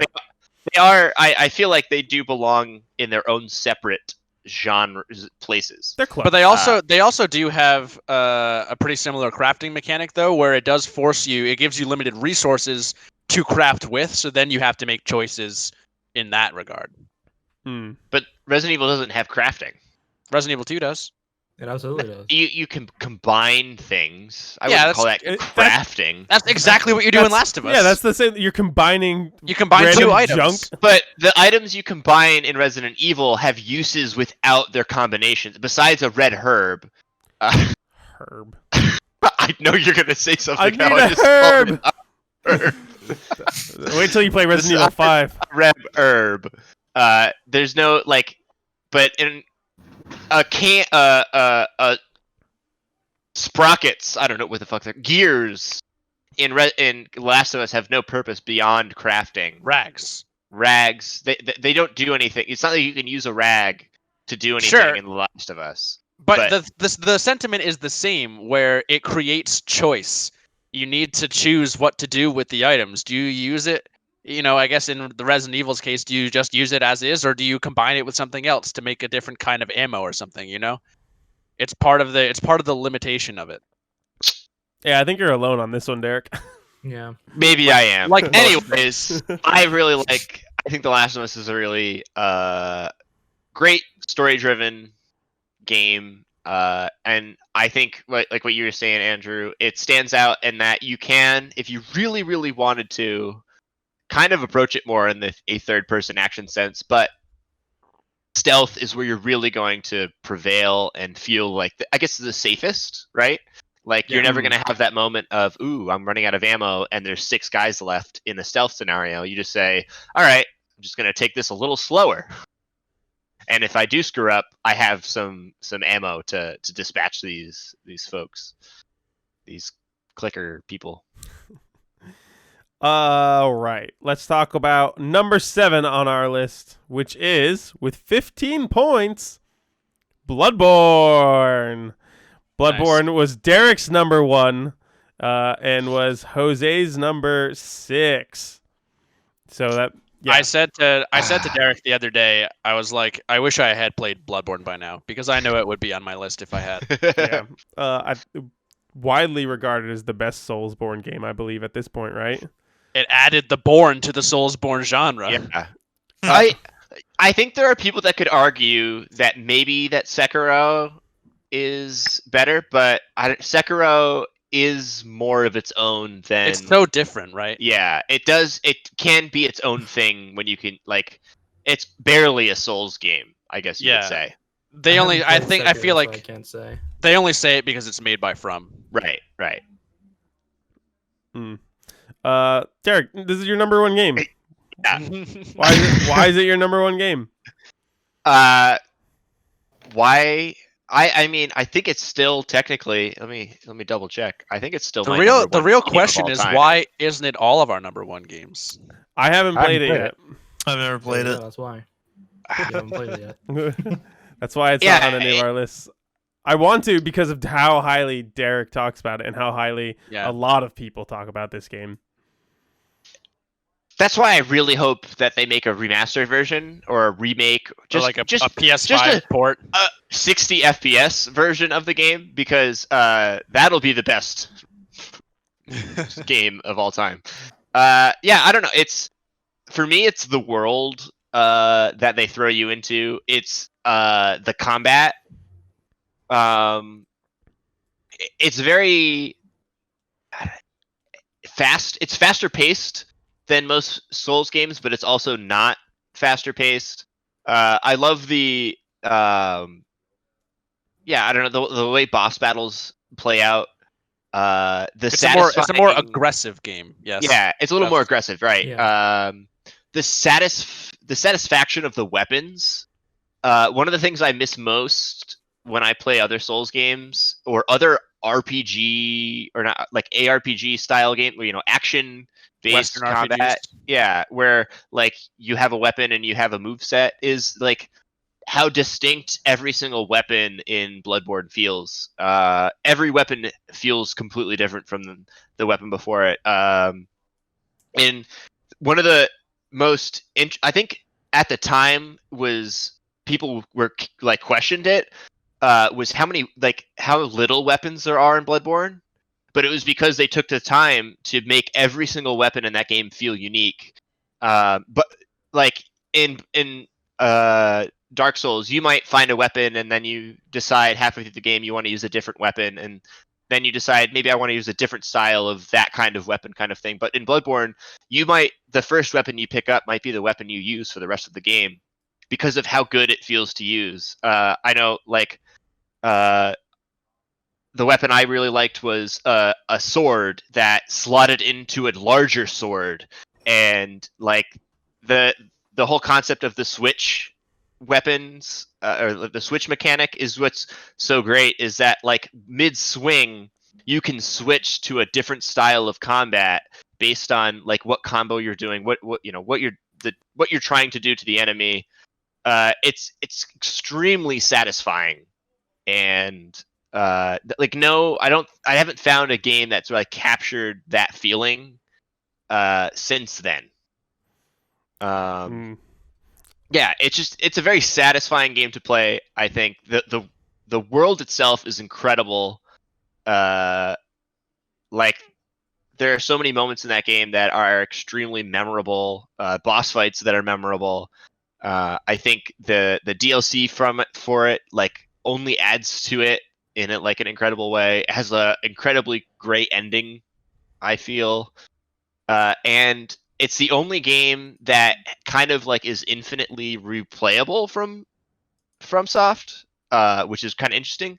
That that has this whole chalice mechanic in it, and they never reused it in any of the Souls games, and it's kind of weird because it's a very cool thing that adds even more to the game and kind of adds some like infinite replayability to it.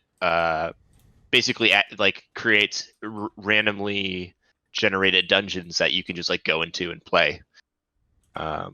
Yeah, I every time I like think about the game, I think about how I want to replay it. Yeah, there's a reason it's my number one, and it's also my favorite game of all time.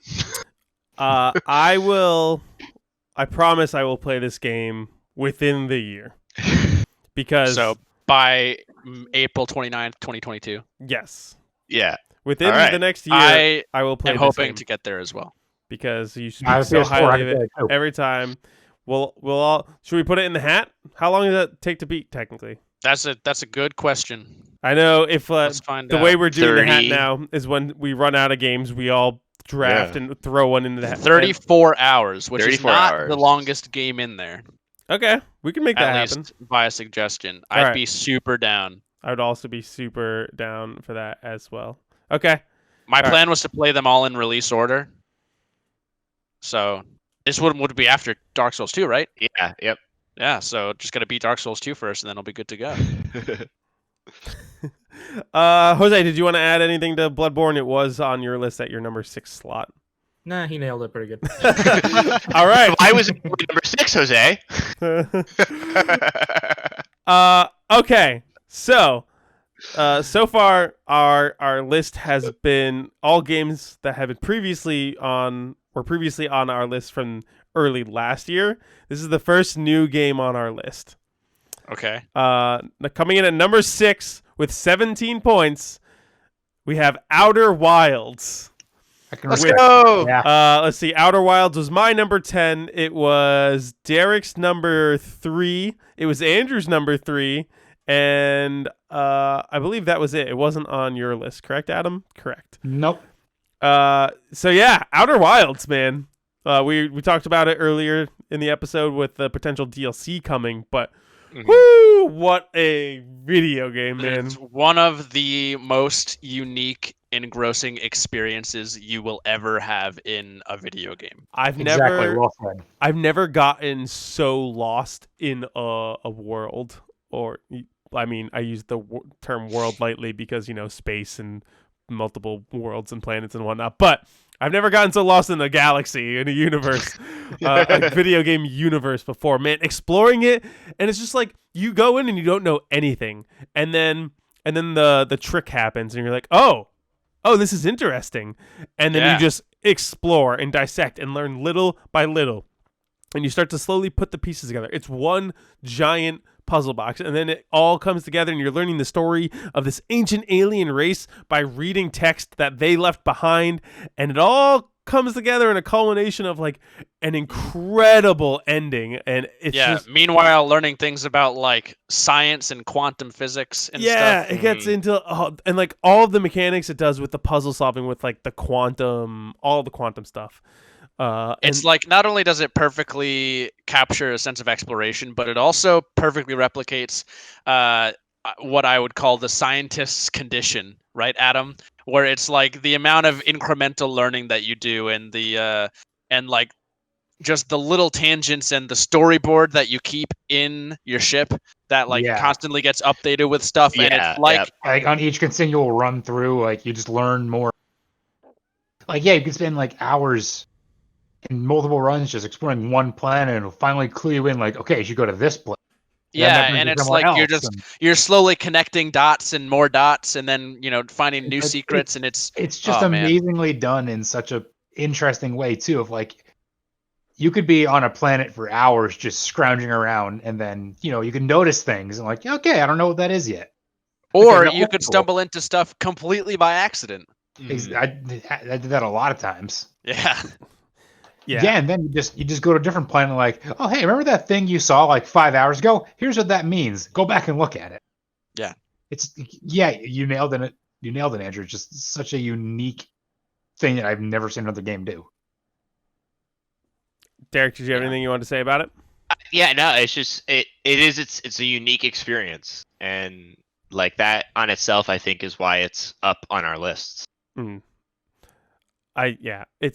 I look back on that game very fondly, and there's a lot of game, like there's few games where I like truly feel, man, I wish I could experience that again for the first time, because a lot of games give you similar vibes and feelings. Oh, we lost Adam. Oh, Adam's back. But Outer Wilds is truly one of those games where it's like, man, that is an once in a lifetime experience, and just the discovery that you do along your journey is so interesting and cool and engaging. Yeah. I'm really happy to see that this made it on our list. Even though it was low on my personal list, it's still in my top 10, and it's, very, very good game. All right, number 5, coming in with 21 points, we have... Nice jump. The Elder Scrolls Skyrim. Skyrim was my number 6. It was T-Con's number 4, and it was Jose's number 2. Wow. Okay. Absent from Derek, Andrew, and Adam's list. It was on my list.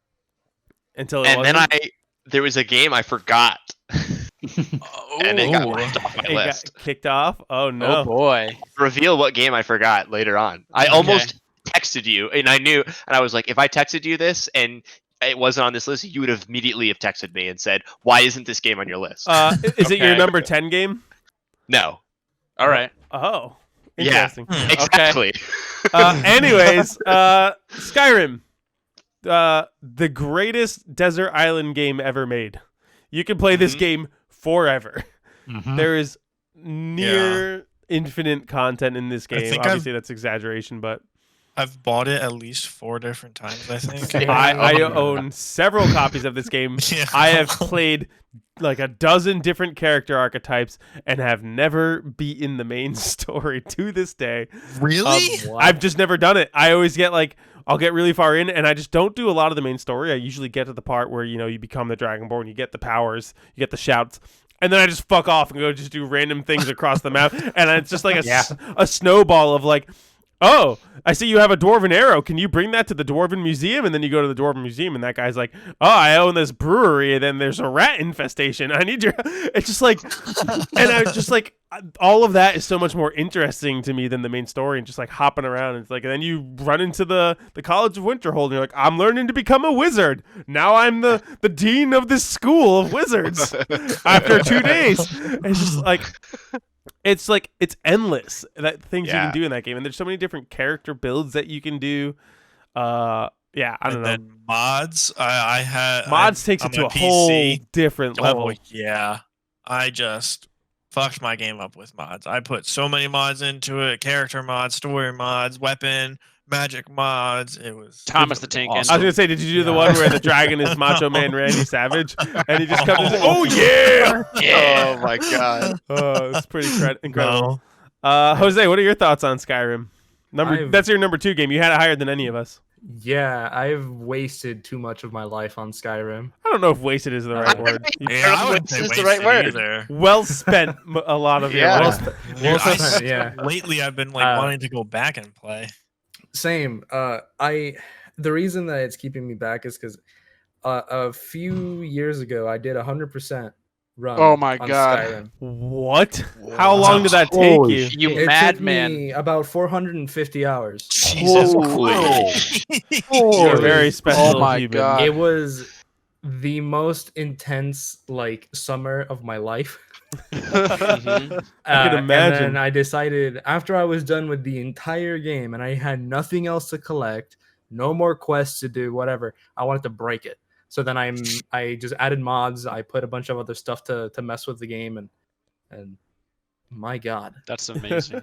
it not only did it give me more things to do because there's incredible modders for Skyrim that add like whole like new continents that you can go into from the base game, but like it just kept me playing. So then next thing I knew, like on Xbox, like just for the base, or no, for Xbox One, I think is when they added the mods that you could download from the community Mhm. tab or whatever. I think I put in total like 1,000 or something hours just in that one console. Xbox 360 has like another 1,000 probably. PC has a few hundred because I haven't messed with it too much here. A few hundred. Haven't messed with it too much. Yeah. I mean, Oh man, It- yeah. yeah, it was a big part of my childhood growing up. Like just getting through the day at high school and then getting home, eating, getting a drink, and then just sitting down and playing Skyrim until your brain goes numb. Hmm. I've been there. Mhm. It was great. Yep. I miss Yeah. it. Very incredible. Cannot wait for Elder Scrolls 6. I hope that Same here. and also Starfield. I hope that Starfield Yeah. gets that Skyrim magic, but in space. Yeah, Could yeah. you fucking imagine? Oh my God, I would never put it down. Yeah, Yeah. so I love Space space. Rim. The rumors say this year. that's Please. I drafted it in Fantasy Critic for Yeah. $1 on Let's on a see. hope and a dream. So yeah, Skyrim, incredible. That's the if I could bring one game to a desert island, if I'm alone, it's absolutely Skyrim. All right. Our number 4 game on this list, which wasn't on our top 10 the last time we did it, and I'm Ooh. happy to see that it's back. Oh, I know what it is. It's Portal 2. Nice. Coming in at 21, tied with Skyrim, but it was my number 1 game, so it overtook it by rankings. Portal 2, my number 1. Oh, my chair just gave out on me. Derek's number 4. Andrew's number 7. And that's it. Not on Adam's list, which it's not on Adam and Ticon's list, who both had Portal 1 on their previous decade list. Very surprising to me. Do you guys? Like honestly, I've man, never don't played think my Portal 2. list as too much. Like I just keep forgetting about things. Like you're limiting me to 10 things here. Andrew's so mad at you. He really I'm is very mad sad. at me. Portal 2. I sorry. literally said in the 80s episode, just fucking Google it, guys. It's not that I hard. have been. Yeah, no, I've never played Portal 2. I've only played the first one. I think I have. Wait, what? I think You I played have two? Portal 2. I just Play never it. got around to playing it. T-Con. Oh, no, I have Portal 2. I just haven't played it yet. Played through Play Portal 2. It's number 1 on my list. It is Yeah. the greatest puzzle game ever created, hands down. It is so smart with it makes you feel like a fucking genius whenever you figure out any of the puzzles that regarding like when you're using the portals and just like figuring out each room, and then it introduces the sliding goo and the bouncing goo. I'm saying goo, but it's gel. The different gels, and it's just like It's goo. it's the most fun physics engine in a video game ever. It's so satisfying to solve those puzzles, and it's also the funniest video game, or one of the funniest video games I've ever played. It really is. Yeah, for sure. All the stuff with GLaDOS and Wheatley, and the turrets themselves are also really funny, and the writing, Cave Johnson. Cave Johnson is the best video game character of all time. Yeah. Tigon, you would absolutely love this, and then I'll gladly play through the co-op campaign with you, because there's a separate co-op campaign where you play as two robots, and you each control a set of portals, so it gets even crazier. If I'm you downloading both you- of them right okay, if you liked Portal 1 and it was in your top 10 games and you've never played Portal 2, you're insane. So yeah, you'll love Portal 2. Let me know whenever you're hopping on and play it. I want to replay Portal 2, so I'll play through it alongside you. How long is each Is one? this I'll on, probably Portal 2 is replay only the- like 12 or 15 hours. Right, Eric. Is this I'll on probably Game Pass? replay the first one. I don't think it is. just to refresh because it's been a long That time one, since I that one's played like it. 5 hours. Oh yeah, Portal that's quick. Portal 2 says it's 8.5 hours to beat on how long to beat. So yeah, man. I can't Better say. question: do I already own it on Steam? I feel like that's another one of those games that if you just like, at some point in the last decade, you bought it on sale for $5 or $2. You know. It's exactly why I nope. bought it. I No. don't own Portal 2. How much is it currently on Steam? I'm gonna find out and then buy it. Yeah. Portal 2 is absolutely incredible. Easily, it's one of my favorite video games. It's in my top 5 favorite games of all time. Personal Yeah, favorite games. Jeff, this is one where your influence shone through a bit because after talking about it for the last year and the amount of times it's come up, this is like the objectivity of it had to speak for it. You know, there was no. I've never played through it all the way. I've played the multiplayer, the co-op mode. But there was not a reality where I don't acknowledge this as one of the greatest video games ever made, let alone among the 2010s. Yeah. So incredible. I've been wanting to replay it heavily. I laughed harder at the Mantis Man joke in that game than I have at any other thing in any other video game. Derek's doing the podcast with Fagin. Yeah. Hey, buddy. Oh my god. Whoa, Poochie. He's a little lonely upstairs, so Oh, so you let him down to come hang on the pod. This is I where love him. our view count triples. You see a dog in the thumbnail? stream. It's gonna go from 1 to 3. Aha. All right. We'll move on to our number 3. With 28 points, which is a 7-point jump from Portal 2 and Skyrim, we have The Legend of Zelda: Breath of the Wild. There it is. Breath of the Wild. Somewhere. Breath of the Wild was my number 8. It was Derek's number 9. It was Andrew's number 6. It was T-Con's number 3. It was Adam's number 1. And it was not on Jose's list. I was gonna say, damn, So- is that so- the first one that's on all of our lists? Derek, you had it on your list. Did you have it on your list last year? Oh, do you have your old list? Oh, wait, I have all the lists. I can tell No. you. From I last did year not. too? Yeah, I have That's all lists. that's what I call character development. All right. Well, I guess I want to start off. We'll start off with Jose. Why is it not on your list? Because I forgot about it. Oh my god, you guys! Would it have been? It would have been number 9. Okay, He's so gonna it have a wouldn't fucking have. stroke. That wouldn't have had an effect. Actually, that would have tied it with our next game. So maybe it would have had an effect. But it's And a it little, would've Because the then first it would one have on been on everybody's all list. 6 lists. and it would have been The the reason- only game on everyone's list. See, I the mean, reason why it didn't really like cross my mind was because it was fun, but it didn't really captivate me as much as the older Legend of Zelda games. So Mhm. it wasn't really like prevalent. Whenever I think Legend of Zelda, I think like Ocarina of Time, Majora's Mask, Twilight Princess, Wind Waker. Wind Waker. But Gotcha. You know, Breath of the Wild was just kind of different. It is very different. Adam, this is your number 1 game on your list. Why don't you take the reins? Why is this game so special? I mean, it's a lot of nostalgia for me because Zelda was one of like my favorite game series growing up. Just so many good memories on it, and this just for me it just captured the entire feeling of a Zelda game, but brought it to these new like Skyrim-esque levels. Like you added in, like I was skeptical about the change at first, but then after going through and spending countless hours playing, like I lost count. Like it was pretty much the reason I had bought a Switch in the first place. Like I gotta play this, and that's just been a good decision going forward. But I mean, it's like usually when like games make a giant shift in their play style, it kind of takes something with it. And I was just amazed how Breath of the Wild managed to not do that. Like it still very much is a Zelda game. It has all the spirit and style and flair that you expect from it, but does go about it in an entirely different way. And I am very much hoping that we're going to see some news about the sequel at E3. I think it's very likely. I think Breath of the Wild is super special because it is one of the greatest sandboxes in video games. And obviously its faults are there isn't a very strong story carrying you through that game, and its 4 dungeons are pretty weak. Subpar.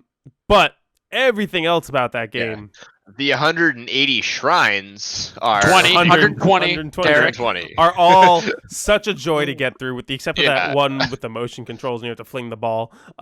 Yeah. But it's exploring that world. It's just like every 5 minutes or so you discover a new little piece of the map, and it's just so exciting to basically, like, I don't know, like an example is the first time you see the Spirit of the Mountain or whatever, that blue magical goat thing, and you're like, what the fuck is that? Or when you're in a thunderstorm and you realize if you're wearing metal armor or have a metal weapon on your back, you get struck by lightning. But if you don't, then you're fine. You're just walking the storm like, why is my armor glowing? And then zap. 2 minutes later you're exploding. Or like you set a field of grass on fire and it creates an updraft that you can then use with your paraglider to go up in the air. It's like, And let's not forget my favorite of how many times I accidentally murdered myself by taking out a bomb arrow in the volcano. Yeah, because it's such a hot environment, it just instantly explodes. Like stuff like that makes that game truly incredible. It has an unmatched sense of discovery based on and like for every aspect of it, its mechanics and its physics and the way that the systems interweave with each other, and how it's incredible how many different ways any one person can tackle a scenario. There's, even the starting area is the perfect example of it. It's one of the best tutorial areas in any video game, where you can not only tackle all of the shrines there in a different order, but there are different solutions to each of those shrines. You can... The one in the mountain, I think, is the best example because it's cold. So you need to get something to warm you up so you can get there. So you can either like weasel your way into getting that warm armor from that guy, or like you can have somebody teach you a recipe to make food that'll keep you warm. And it's like, or you can just, tough out the cold and like try and sneak your way up there. And it's like, there's just so many ways to go about everything. And it takes the sense of exploration and the scale that was present in the original Zelda and modernized it in a beautiful way. Which is why Breath of the Wild 2 will be the greatest game ever made. Yeah. Mark our fucking words. Yep, we've been saying it. Derek and I have been saying it since a week after the release of Breath of the Wild. Breath of the Wild 2 will be the greatest video game of all time. T-Gon, anything you want to add? Hope we see it. I mean, you guys pretty much covered it. All right. Yeah. Right on. Then let's move on to our number 2. I'm pretty sure I know what the last 2 games are. Our number 2 game coming in at 30 points, which would have been tied with Breath of the Wild if Jose had remembered Breath of the Wild. Sorry. Our number 2 game is Hollow Knight. Ooh! Hollow Knight was my number 3 game. It was Derek's number 10 game. It was Andrew's number 1 game, and it was Adam's number 2 game. Oof. So yeah, this game I feel like is probably the game we've talked about the most on this show. Yeah, it's the best Metroidvania, hands down. Its world building is incrable. It was on mine too. It was on your. Oh, it was T-Con's number 9. I'm sorry. I definitely put it there. Jose, did you just forget this one too? I haven't played it. Ooh. Oh. You're in for a treat. Rhyme! Play it. Go play it. I mean, I all I didn't can beat say. it, but I played most of it. The world building with like the subtle things you find that tell you the story of this world is also incredible and fun to come across. The art design, the hand-drawn look of it is cool. I have a personal like love of insects and bugs from my childhood, so just like the whole bug theme to it is special to me. Specifically, the music is so cool. The soundtrack. It's like it's Metroidvania Dark Souls, a 2D Metroidvania Dark Souls, and it does such a good job of being difficult, but not to the point where it feels too punishing. Every single challenge in this game feels like you can overcome it. Every time you die to a boss, you're like, okay, I learned something new from this fight, and I'm going to take it into the next one. Or like, oh, I just didn't execute this properly, and I'll make sure that I'm doing this properly the next time. Or you can entirely change up your strategy with the charms. The charm system is so good in this. Yeah. It like there are entire strategies to boss fights that include like making an entirely new unique charm build. That's what I had to do when I was fighting Nightmare King Grim, which is I don't know if you fought him, Jeff, but he was in the DLC. horrible. I haven't done any of the DLC. He's probably the hardest boss in the game. Hands down. And there's an entire build where you use the charm that gives you all blue hearts, blue health, so that because in that fight you don't have any time to heal. So the idea is that you just give yourself as much health as possible and then try and beat it in one sitting. Yeah, if you can't heal, why bother having a healing build? Yeah. Might as well give yourself as most max HP you can. Yeah, exactly. All of the different like sections of the map are so brilliantly Memorable. designed. Yeah, everyone has its own specific color that it's themed around. So you have the there's like the beehive area, that's the yellow, then there's the crystal peak, that's the pink, and then the mossy grove or something like that, that's that green color. There's I don't remember. Green path is one of them. Yeah, Green green path, path is the green color. It's like everyone is visually unique from each other, and then it's creatures that inhabit those areas all are relevant to the theme of that area. And then as you're getting the new abilities, the movement in that game feels really, really great. Just moving around. Once you get the double jump and the dash, and then you get that like crazy super dash to cut through certain sections of the map. I think Hollow Knight has an unmatched sense of progression. The way, especially, I watched a video on it a little while ago, explaining the way that the game is designed to encourage you to like basically stumble upon the same areas no matter what, and each way feels a similar amount of rewarding. And I think it's specifically for like the first 2 or 3 areas into the game, but the way that it progresses is spot on. Yeah, I absolutely agree with that. Yeah, anyone have anything else they wanted to say about Hollow Knight? I want Silksong. We've talked about it. Is Breath of the Wild 2 going to be the greatest video game of all time, or is Hollow Knight Silksong going to be the greatest video game of all time? That'll be another episode. Either way, if they both release this year, I win. Yeah, you win fantasy. We'll see what happens. All right, then that leaves us with one game left. I think Derek knows it. I think Andrew knows it. I don't know if the rest of you know what it is. Our number one game of the 2010 decade, coming in with 42 points, a whole 12 more than Hollow Knight, is God of War. Oh, good. So if I had forgotten it, it still would have been first. It still would have been first if you entirely forgot about it. God of War was my number 2. It was Derek's number 2. It was Andrew's number 4. It was T-Con's number 1. And it was Adam's number 4. And I've only been playing it for a week. Absent for Jose's list. Jose, have you never played the God of War on PS4? No. I played through 1, 2, and 3. But I haven't managed to get my hands on 4. It is a very different video game, I promise. I've heard. A much better video game. T-Con, you're the only one who had it number 1 on their list. Why is God of War your number 1 game of the decade? Easily up there on one of my favorite stories of all time. I got like super obsessed and super engrossed with it, and then I deployed. So then I had to finish it when I got back. I couldn't handle it, dude. I wouldn't be able to handle it. It was insane, and like the twist at the reveal at the end was not expecting that at all.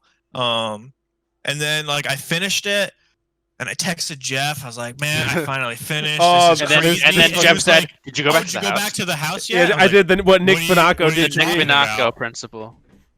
And I was like, "What are you talking about?" He's like, "Just go back to your house." And I did, and I was like, "Holy fuck, let's go!" Yeah. And then when they announced that Ragnarok was going to be the next one, I like lost my mind because I've always like really liked Norse mythology and stuff. Yeah, I don't know. This game was absolutely amazing. The combat was great. The world was massive, and then getting to go to all the different realms and stuff. It was great. Yeah. I think absolutely love that game. I think it's when I think about it, very similar game to The Last of Us, with the whole kind of parental figure and child companion aspect. But maybe I think the relationship between them in this game is done just a little bit better, and the pacing growth is amazing. The pacing, the growth of their characters, the progression of the game are all impeccable. Yes. Right. And it's maybe more so than The Last of Us in a way that feels ultimately satisfying to execute, because the Leviathan axe is one of the best items in any video game. It is the most satisfying weapon in any video game. Derek just feels so good. Did you see Derek's text to us? He said, this was my list before I realized I forgot God of War. I was typing the text to Jeff, like, here's my list. And then I was like, oh my God, I forgot God of War. Yeah, the Leviathan axe is the most satisfying weapon in a video game. It's basically Frost Axe Mjolnir, which is pretty incredible. I think we all fully expect may get to see next game. 1000% you will wield Mjolnir in the next game. And then I don't know. Here's the thing, though. I don't know if we want to spoil. That's my question. I don't know. Maybe Atreus, like something. Maybe you'll get to play as Atreus and he'll get it. Yeah, Then save it on the theorizing, Jose. We need to save Jose. Yeah. There's the other weapon that you get to use, which that fucking moment is incredible. Mm-hmm. Yeah. That's one of the best moments in video games, when you go back to the house. Yeah. The first time you go back to the house. It's super satisfying when you get redacted and you get to play with redacted, and you redact the shit out of everyone. I mean, you guys didn't play the original. I was gonna say that's probably a much more special moment for you than it was for us. Yeah, it was a huge moment. Here's the thing. I hadn't played the first 3 games either, but I still felt the impact. Yeah, I watched the video, so I kind of. It was just like such a powerful moment too. Yeah, the only reason I say that is because I feel like before the Leviathan axe, redacted is one of the most satisfying weapons to use in a video game. Like, I feel like we're not being vague enough here Boy, at all. I can't just say the word redacted and think everything's okay, Derek. We mentioned it briefly earlier in the episode. Adam had brought up, but the cinematography in this game and the fact that it transitions from cutscene to gameplay seamlessly. Right. There's no camera cuts in this entire game. The game starts literally the selling point for me. I remember very specifically. I had just started working at Delsh with Jeff, and it was on the horizon. The game, it was early 2018. The game had not come out yet. I was like, "Oh, the new God of War looks pretty cool. Are you gonna get it?" And Jeff was like, "No, I don't think so. It's not. I've never really played God of War." And then, maybe 3 weeks later, they released more info, and I was like, "Did you see that it doesn't cut a single time, and it's just one continuous shot?" And then we were both like, maybe we should get it, And then once they started talking about Norse mythology and shit, I was like, oh, I'm all in on this. And then it was getting 10s and stuff, and I was like, oh man. Yeah. I love when you're in the boat and Mimir. He's just either he's telling stories or Kratos is telling stories to Atreus, and Mimir is fucking hilarious. The Valkyrie or the two dwarfs. Brock and Sindri. Yeah. There's so many great characters in that game too. Boulder, Freya, all so cool. Brock and Sindri. Yeah, man. It just got a PS5 update recently, right? Where it's 64K. Yeah. When we get a definitive release date for Ragnarok, which I don't think is the confirmed name, I think they were just saying Ragnarok is coming. Ragnarok's gonna happen. But everyone's calling it Thor Ragnarok. It's in the form of Kratos. Thor Ragnarok. Did you just say Thor Ragnarok? Yeah, I did. Everyone's calling it God of War Ragnarok. When that gets an official release date, I fully intend on playing through this game again because it's just such a. I played it on this tiny computer monitor, and I want to experience it on 4K 60 on my big ass TV in my living room. So. Oh yeah. Yeah. I I will I don't- definitely. I cannot wait. I to don't play it know. again. I don't know if you guys watched that Ocarina of Time video I recommended to you, but Still haven't. Still in my that- watch list. those idea what you're talking that same channel also released a video on God of War in the last couple of months, and it is a really great video. Have any of you guys watched Raising Kratos?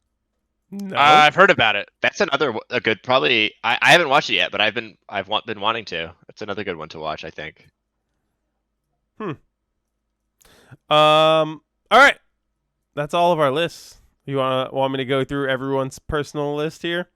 Yeah. All right, we'll start with Jose. Jose's number 1 was Dishonored, followed by Skyrim, Doom, Resident Evil 2 Remake, Dark Souls 3, Bloodborne, Persona 5 Royal, Persona 4 Golden, Devil May Cry 5, and Far Cry 3. That's a real good list. Still. That is a real good list. And I'm but telling you, dude. Jose's was the most varied from the actual list. I think he only had Yeah. 2 games on here, Persona 5 Royal and Bloodborne, that were on the actual list. So This is the hardest decade, though. All those games like molded me into the person that I am now, like my personality and everything. Like I remember spending a lot of time playing Far Cry 3 before knowing like what the Far Cry franchise was at all. Like I just remember picking it up while it was on sale at GameStop or something. And I got so incredibly immersed in the story and the gameplay and exploration and everything. I wish I could play that game for the first time again. Yeah, I would agree with you there, Jose. Far Cry 3 is a great experience if you've never played it. I haven't played it. I've watched a bunch of people play that game before. I've never actually personally played it myself, but it's something I feel like I'll probably never end up going back to that one, unfortunately. But just play or just play Blood Dragon. There That's you go. also Blood awesome. Dragon is hilarious. Adam's list. Number 1 on his list with Breath of the Wild, followed by Hollow Knight, Jedi Fallen Order, God of War, Ori and the Will of the Wisps, Super Smash Bros. Ultimate, Super Mario Odyssey, Pokemon Go, Hearthstone, and League of Legends. Adam, I really appreciate the Ori and the Will of the Wisp drop, but unfortunately, that did not come out last decade. Yeah. was that? Yeah, Oh that my was a God. 2020 game. I didn't even think of that. Oh yeah, I wasn't sure like where we were cutting it off. Probably when the decade ends. that For whatever reason, it was lumped in my head there. that I don't happened know with why. Jose too. Jose, what was the 2020 game you had? Oh, you had Final Fantasy VII Remake on your list. So Yeah, I was like, yeah, I yeah. love Yeah. you. Whoops. I But- did it first too. I was like number 1. I was like, I oh, didn't even shit. realize that. No. Okay, last year. Don't worry, guys. Time was weird In 10 this year. years. You can't In count 10 that years, against we'll it. do a best games of the 2020s. Adam, Flame Shadow in chat wants to know why you put Pokemon Go on your list. That was definitely on there just from. For me, it was a personal favorite. I felt I put it on there because that entire summer was kind of surreal when that first came out. Like, I put Pokemon Go that- is a phenomenon like no other. Yeah. Exactly. I put It's it on there not- for the phenomenon. It's not necessarily a good game, but the experience was pretty incredible. Yeah. The experience was yeah. something enough where I It- wanted to put it on my list. I wouldn't argue it being on any top 10 list because in its own right it deserves Yeah. to be there. Gameplay, it's not really there for. It's the phenomenon for it. Just that was surreal. Like Yeah. Just- Yeah. smack in the middle of the decade too. So All right, T-Con, his list: God of War, Horizon Zero Dawn, Legend of Zelda: Breath of the Wild, Elder Scrolls Skyrim, Spider-Man for PS4, Destiny, Titanfall 2, Halo Reach, Hollow Knight, and Towerfall. I like that. Very Oh, nice. that's Oh, another- yeah. I Tower forgot Falls. about that one. I played that last week too. Almost every time I hang out with my brothers, we play. Yeah, man, And that I kick their ass. that game is so much fun. I only discovered that in the last 2 years or so, but it's one of the Yeah. most fun. Like everybody sitting on a couch and you just have fun. Everyone's just goofing off. It's up to 8 players. It's like is it 6, I 6? thought. It's like chicken horse level of like sitting on a couch goofiness or moving out or overcooked. It's so like, much fun. It's so fun. So I respect that, and Like, also all the different arrows you can use and stuff make it yeah, real great. I don't blame you. See, I Uh, didn't have a real weird list this time. no, that I was- mean, the that- bottom 5 were like all first-person shooters. I like Yeah, it. you know, Yeah. Hollow I'm not Knight, saying that it's a bad first-person thing. Shooter. I'm just saying it's very different comparatively. And Towerfall. Andrew's list. We have Hollow Knight as his number 1, followed by Dark Souls, Outer Wilds, God of War, The Last of Us, Breath of the Wild 2, Portal 2, Super Smash Bros. Ultimate, Xenoblade Chronicles, and Celeste. Pretty solid. I'm surprised you have Xenoblade on here because I feel like every time we talk about it, you're less and less hot on it, and you're just like more like, oh, Really? I like the idea of it. That Or like when you, I feel like every time we talk about it, I feel more strongly about how good it is. because like you were even playing the Switch port, and you're just like, yeah, I don't like playing it, but it's a great game. I don't think I said I don't like playing it. Did I say that? I Roll think- the tape. I think we could go back and listen, but like you're like, yeah, I don't feel like actually playing through this game. I think it's just the fact that I was trying to play it with my roommate and we weren't really finding the time to line up correctly, and I think it came out like right before The Last of Us 2, right? Or it came out right before something. Yeah, it So came out right I had before to Last of Us 2. I had to stop playing it anyway. And I had already experienced the story 2 times. So I guess I wasn't finding the motivation at the time to continue it. But like the game's still fucking incredible, you know? Fair. I still plan on playing through it. All right, Derek's list. Number 1 was Bloodborne, followed by God of War, Outer Wilds, Portal 2, Red Dead Redemption 2, Uncharted 4, Super Mario Odyssey, The Last of Us, Breath of the Wild, and Hollow Knight. Anything you want to talk about, Derek?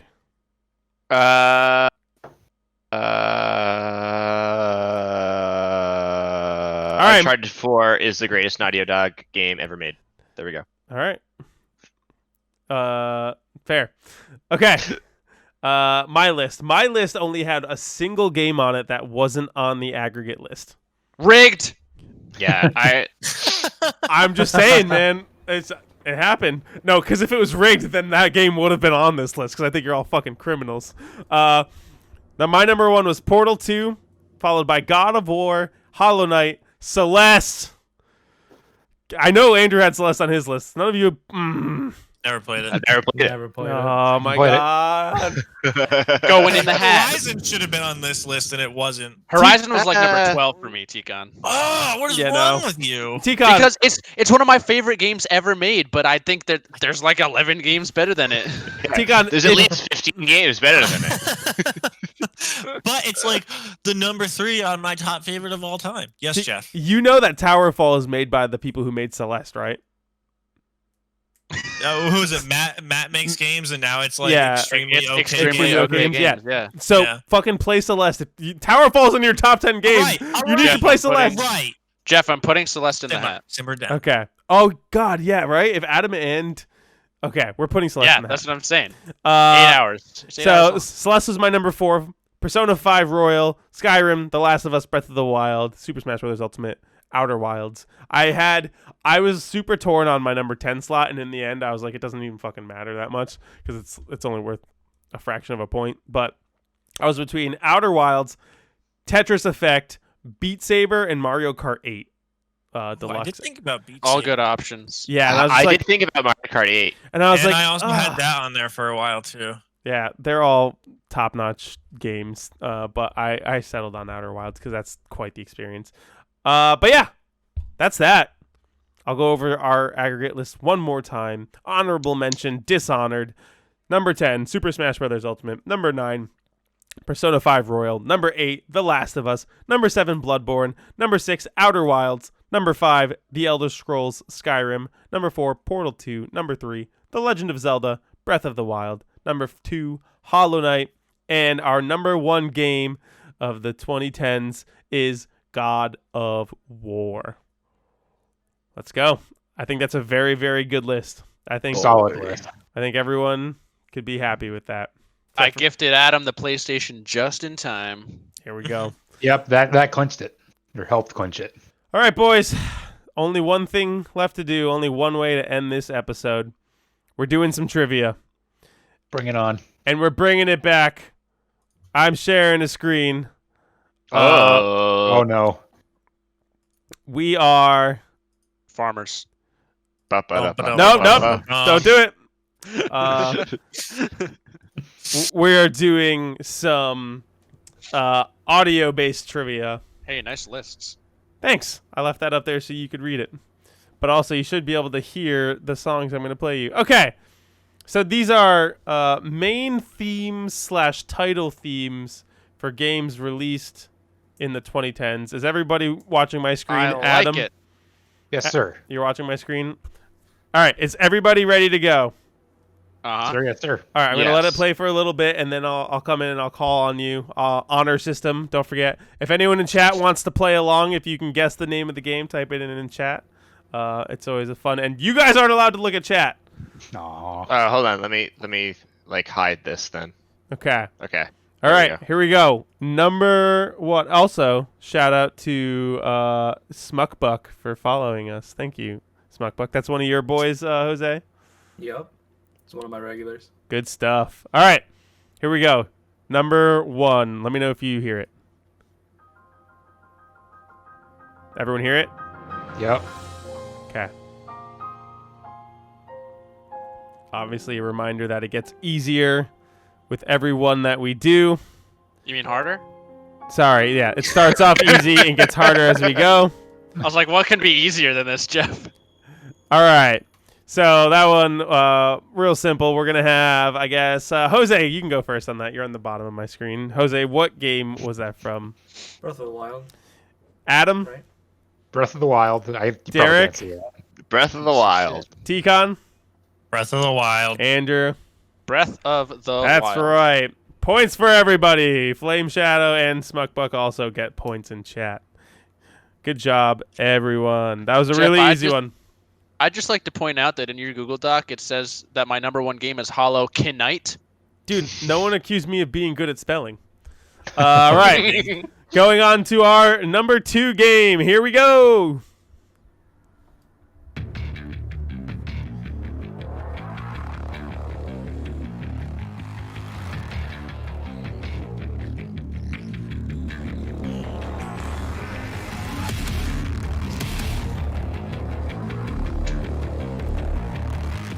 All right. That should be enough of that. We're going to have Adam go first on this one. Adam, Pretty sure that's Doom Eternal. T-Con, Doom. Derek, Doom 2016. Jose, Doom 2016. Andrew. Doom. It is Doom from 2016. the I'm first sorry, one. Adam. I can't give you a point because you said Doom Yeah. Eternal and is definitely Fair enough. not I got the Doom right Eternal. series. Gotta give Adam, it that. you're still in the wrong decade. Oh, was Both that last year too? Yeah. Time has been weird this last year. both people in Twitch chat said Cyberpunk first and then Doom after. But Ooh. Unfortunately, sorry. we only include video games on this list. ooh, that's savage. All right, here we go. Number 3. This is like probably in my top 5 favorite video game soundtracks. Soundtracks are individual songs. Soundtracks. Both?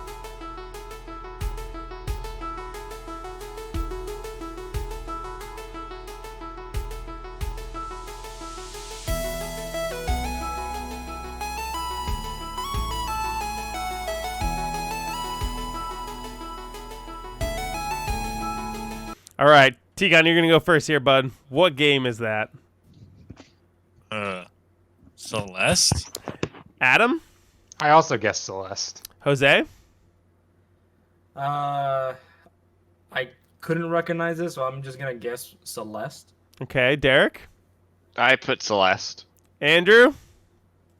It is Celeste. Wow, everyone Oh, managed to pull that shit. out. Very You probably- impressive. Random guess. That it was your favorite game soundtrack. Yeah. I said it was Yeah. one of. So I immediately looked at his Word. list of games and I was like, yeah, that kind of sounds like Immediately Celeste. changed my answer. Oh, I blew it. Oh, well. No, I kind of That's had okay. a feeling that's what it was, but then when you said that, that kind of just All right. meant. We got a Stardew Valley in chat. Oh, man. Flame Shadow, you've never played Celeste? It's it's the Do best you want me to 2D get my platform Stardew ever. Valley vinyl too? No. All right. Everyone has 3 points except for Adam, who has 2. Damn it. So we're going on to number 4. Here we go. Oh, wait. This isn't at the beginning. Here we go.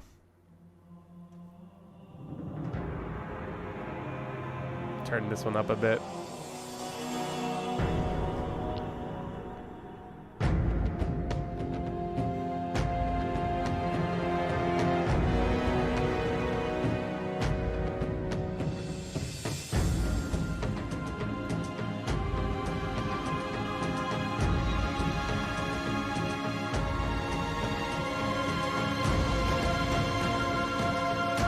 Okay. We're going to have Jose go first on this one. Is that Fallout 3? Adam? Oh. Is that Assassin's Creed Odyssey? I honestly can't recognize that one. Andrew? God of War? Is Derek? that God of War?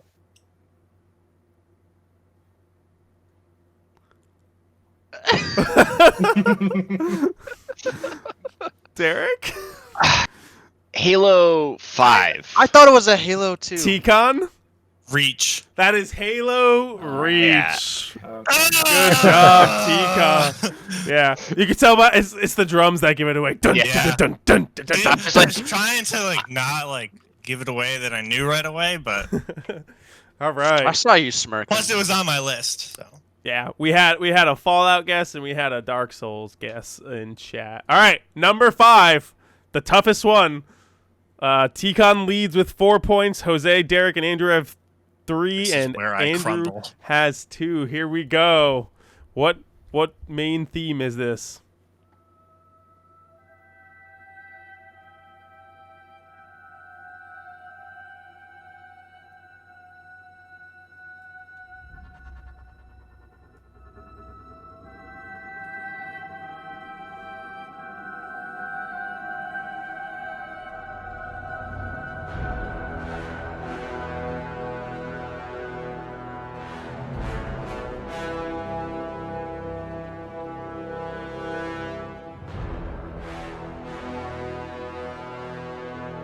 I'm letting it go a little longer because I'm feeling like you're probably all struggling.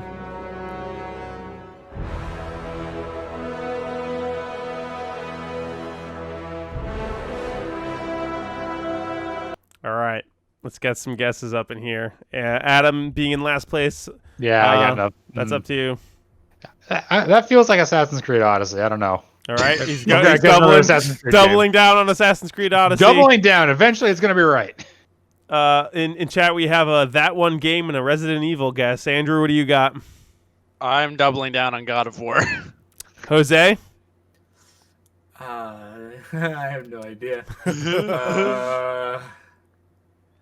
It sounds so familiar though. I feel like I definitely played a little bit of it. Maybe I don't know, man. What do you I'm got? gonna piggyback and say God of War. Okay. Derek? That God of War was my only instinct. So you're going with God of War? I definitely have heard this theme before, so I'm gonna go with God of War. All right, T-Con, can you get the clean sweep? He's got a smirk on his face. I don't think so. I thought it was Final Fantasy 15. All right, nobody got it right. Wow. The answer is Titanfall 2. Is it really? That is the crazy thing is the beginning notes, the boo, boo, boo, is the same as The Last of Us. Yeah, that's why I was like, And I was listening to it, I was like, oh, that's The Last of Us. Wait a sec, no, it's It not. almost sounds like a slowed down version of the Call of Duty Zombies intro. I'm about to start Titanfall 2 right now just to listen. All right, well, I'm so mad that I didn't know that one. T-Con, congratulations, you are the winner with 4 points. T-Con I don't know wins. if this is my first one. I or think if it it's is. the second. Andrew This keeps is track. your third. T-Con's got Win? 3 wins. Yeah. Wow. All right. Get fucked. All right. This one was going to be the tiebreaker, so it would have been whoever shouted it out first. So let's Still have less than Jeff. Let's see. Who knows this? Pokemon Heart Gold. Any other guesses? Probably wrong. Pokemon Go. It's Pokemon Go. Yeah, All it's very- right. I heard Pokemon, and then I was like, which is Jeff's favorite? And I was Yeah, like, Heart Gold. you're like, that is definitely Pokemon, but Yeah. Yeah, you can that's, tell. that's Pokemon Go. I just immediately forgot every Pokemon that came out in the last decade. What is Pokemon? All right. Well, with that brings us to the end of this episode of the Game Sharks podcast. Thank you very much for listening, everybody. Thank you to everyone participating in chat. It's great to have you be a part of the show as we're doing it live. You can find us on thegamesharks.com, where you can find articles that we write, reviews that we write. We got 3 games coming out that we're don't write. that we're going to be reviewing. I will be reviewing Resident Evil Village. Andrew's going to be reviewing Returnal. Adam says he's going to be reviewing Pokemon Snap. We'll see if that one actually happens. I have faith in you, Adam. I don't have glasses anymore. All right, no more excuses. Adam, do you want to review Hitman 3 too? No, that's your grave. We're You never got that we're never already. getting the Hitman 3 review. It's my hill to die on. If you want to send us an email with your top 10 games of the 2010s, or with any trivia questions that you want me to ask the boys, or just any general discussions or questions that you have for us, you can send those emails to gamesharkspodcast@yahoo.com. Guys, thank you so much for joining me. It's been a blast. This is a good episode. The first time we've had all 6 of us here for a single episode. But I believe with that, we are finished.